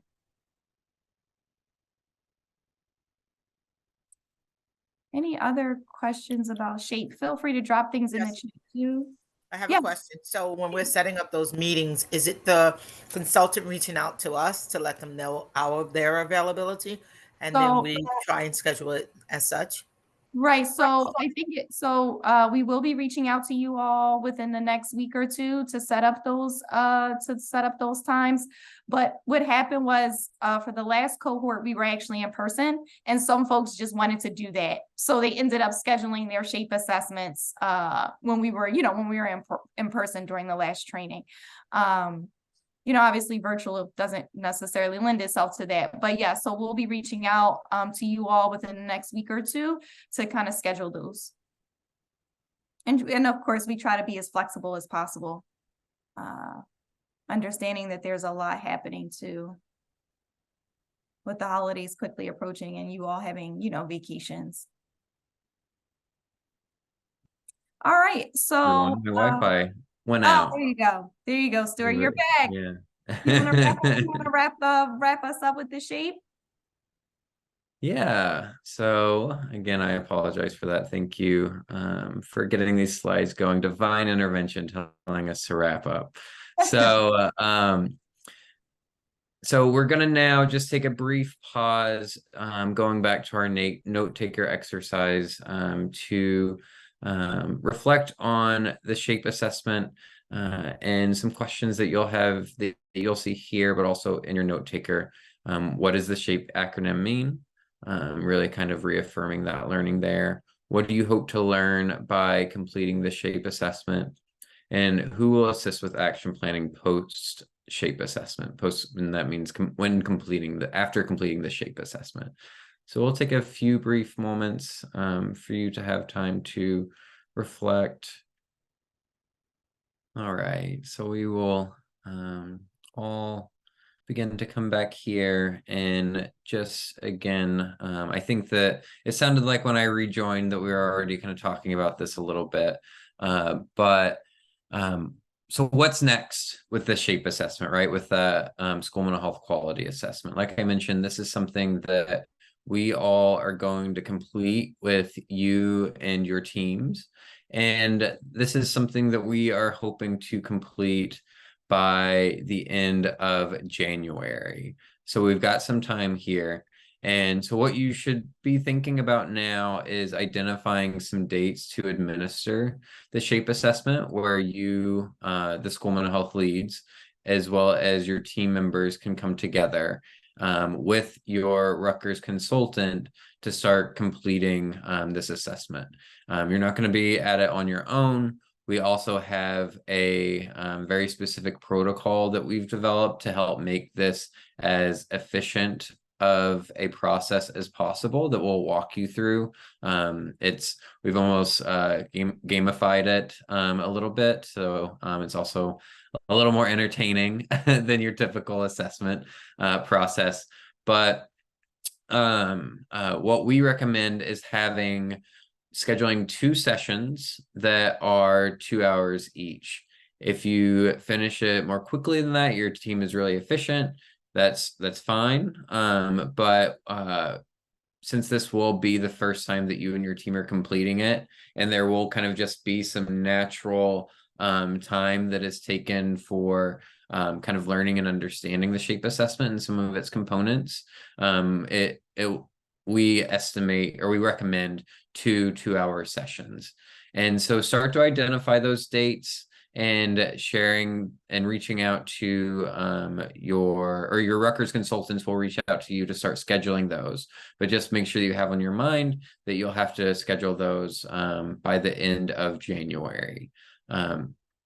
Also, we will make sure that we communicate any materials that you need for that process. So once you receive that specific information, just start to aggregate that so that you'll have it ready. That as well will help make this as quick a process as possible. And then we'll communicate dates to your Rutgers consultant. So Christy, I just want to check really quickly to make sure that we have this process correct. Do we want schools to reach out to us, or are we going to reach out to them to schedule that? No, we're going to reach out to the schools to schedule that. I mean, that's typically what we've been doing with our processes. I was telling the group before you joined that I think would happen during our last session because it was in person.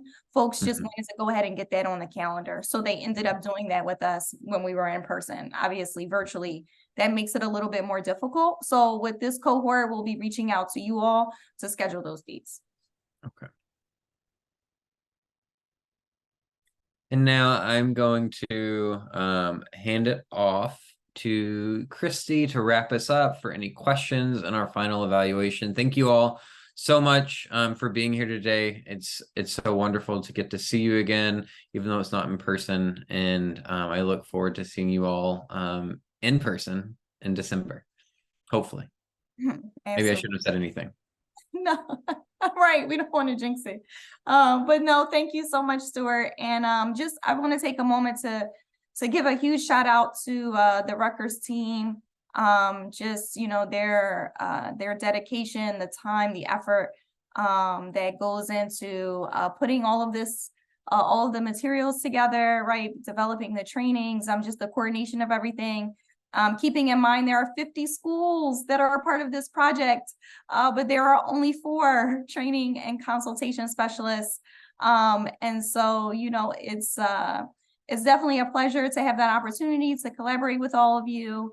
You know, before we close out today's session, I did want us to wrap up with a reflection exercise and just really quickly thinking about and you could either drop these ideas in the chat or you can just feel free to take yourself off of mute. But what ideas shine bright or what ideas stand out most from today's workshop? So we can start with that one first. What ideas shine bright or stand out most from today's workshop? And again, folks could either drop that in the chat or feel free to popcorn responses and unmute yourself. That's okay too. And if you can't think of ideas that shine bright, again, is there any part of your workshop today that was your favorite? So what part of the workshop was your favorite? Well, Christy, we have one comment. Jill is saying that step by step wins the race. And I think that that's really important because this really it's a marathon. It's not a sprint, right? We have to build foundations and everybody's starting in a different place. I think that's really important to note. So thanks, Jill, for sharing. Stacy talked about the team audit, and that's really important too, just so that we can identify some overlap for some of our programming or systems at school. Yes, using data is key.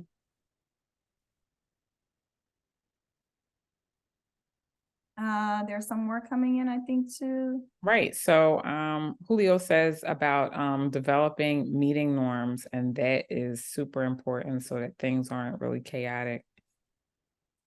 Absolutely. And then just lastly, what ideas do you not fully understand? Are there any ideas that you're maybe, again, not 100% sure, need some further clarification? Again, all of this information is incredibly helpful for us when, you know, kind of developing the trainings and making sure that we're all on the same page. So are there any ideas that you feel still a little uncertain about? It could be around the shape assessment. It could be around teaming, the teaming process. Yeah, Julio, yes, I hear you. I need to see the shape assessment through before implementation. Looking forward to using the shape and getting a better understanding. Absolutely. Stuart, quick question. Is the shape assessment, like the full assessment, do we have that available on Canvas? You're on mute. You're muted. Still muted. Hi. There you go. You read my mind is what I was saying. I was just going to grab it online, but it is also in Canvas, the printable version. Perfect. Okay. So Julio, it is available on the Canvas site if you just want to get a closer look at all of the questions. But again, we'll be, you know, walking you through and walking your team through completing the assessment. All right, I thought I see. Oh, perfect. So where you dropped that in the chat. Sandra said a better understanding various needs assessments for tier 1, 2, and 3. Excellent. Okay, absolutely. So we'll be talking a little bit more about tiers 2 and 3, and we can certainly incorporate that and to the training next time, or the December training that'll be coming up. Well, thank you all. You were certainly again, a wonderful group. We certainly appreciate your participation, just your enthusiasm, your kindness, right? Like all of those things make a huge difference, even when doing this work. And again, Stuart, you can go to the next slide. If folks still have additional questions, they can feel free to drop those things in the chat, or again, you can unmute yourself. But we just wanted to take an opportunity to review our to-do list, right? So what's next? And again, I think I mentioned this in the beginning of the training. We're going to follow up with an email that'll outline all of these things. So no worries about that. But so, okay, step by step. So we want to make sure you schedule a time to connect with your Rutgers consultant between now and the next training. Again, just to clarify any questions that you may have. You want to make sure that you complete the team audit Working Smarter, Not Harder table, and determine your team role assignments before the next training in December. Again, we'll be reaching out to you over the next 2 weeks to confirm the dates for completing the SHAPE assessment. But again, remember, the SHAPE assessment doesn't need to be completed until the end of January. And just ensure that your principal and your team have been scheduled for key informant interviews if your school has not gone through that process just yet. So again, if that hasn't been scheduled, I encourage you to touch base with your principal and then have your principal follow up with your Rutgers consultant so we can get those dates on the calendar. And then lastly is just delivering your Enhancing School Mental Health Services Project presentation to your staff, and trying to deliver that by December the 8th. Now, again, keeping in mind that I know this cohort, we lost some time, right? Because of what happened with the previous training that was supposed to be scheduled in person and, having to reschedule that. So if for some reason folks can't deliver that training by December the 8th, we certainly understand, but we just ask that you communicate that to your consultant, right? Just to communicate those delays to your consultant so that way we're just all staying in the loop and keeping those lines of communication open. Friendly reminder, our trainings for December, I believe this cohort, and somebody double check me on this, but I believe this cohort is scheduled for December the 12th from 9 a.m. to 3 p.m. Again, the training schedule is also available on Canvas, but we do send out reminder emails. And FYI, most of those reminder emails do not come from your individual consultant. They come from the CCSMH at Rutgers email account. Thank you, Ifra, for dropping that in the chat.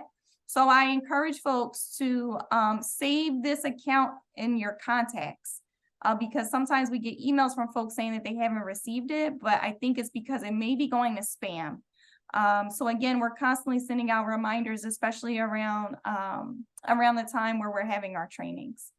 And then lastly, again, if folks wouldn't mind, your feedback is extremely important to us. If you could all just take an opportunity to complete our brief training evaluation. Again, you can either scan the QR code using your smartphone, or I believe we also dropped the link in the chat. So if folks wouldn't mind taking a minute to complete the training survey. Again, your feedback is so valuable. It helps us plan for all of our upcoming trainings and make sure that we're also being responsive to your needs as we move throughout the project. So again, the team will hang on for folks if they have any additional questions. And again, even if you have questions after today, if you think of anything, feel free to reach out to your Rutgers consultant. They're more than happy to support you and help you navigate next steps. Team, am I forgetting anything? Please chime in. Rutgers Dream Team. Nope, I think you got everything. I just want to thank everyone for joining us today. I know it was a long day. We appreciate all of the engagement. It was tremendous. We really look forward, if we haven't met you all already and come to your schools, we really look forward to those key informant interviews and meeting with you all in person. It's been a really great experience. And so, yeah, thank you.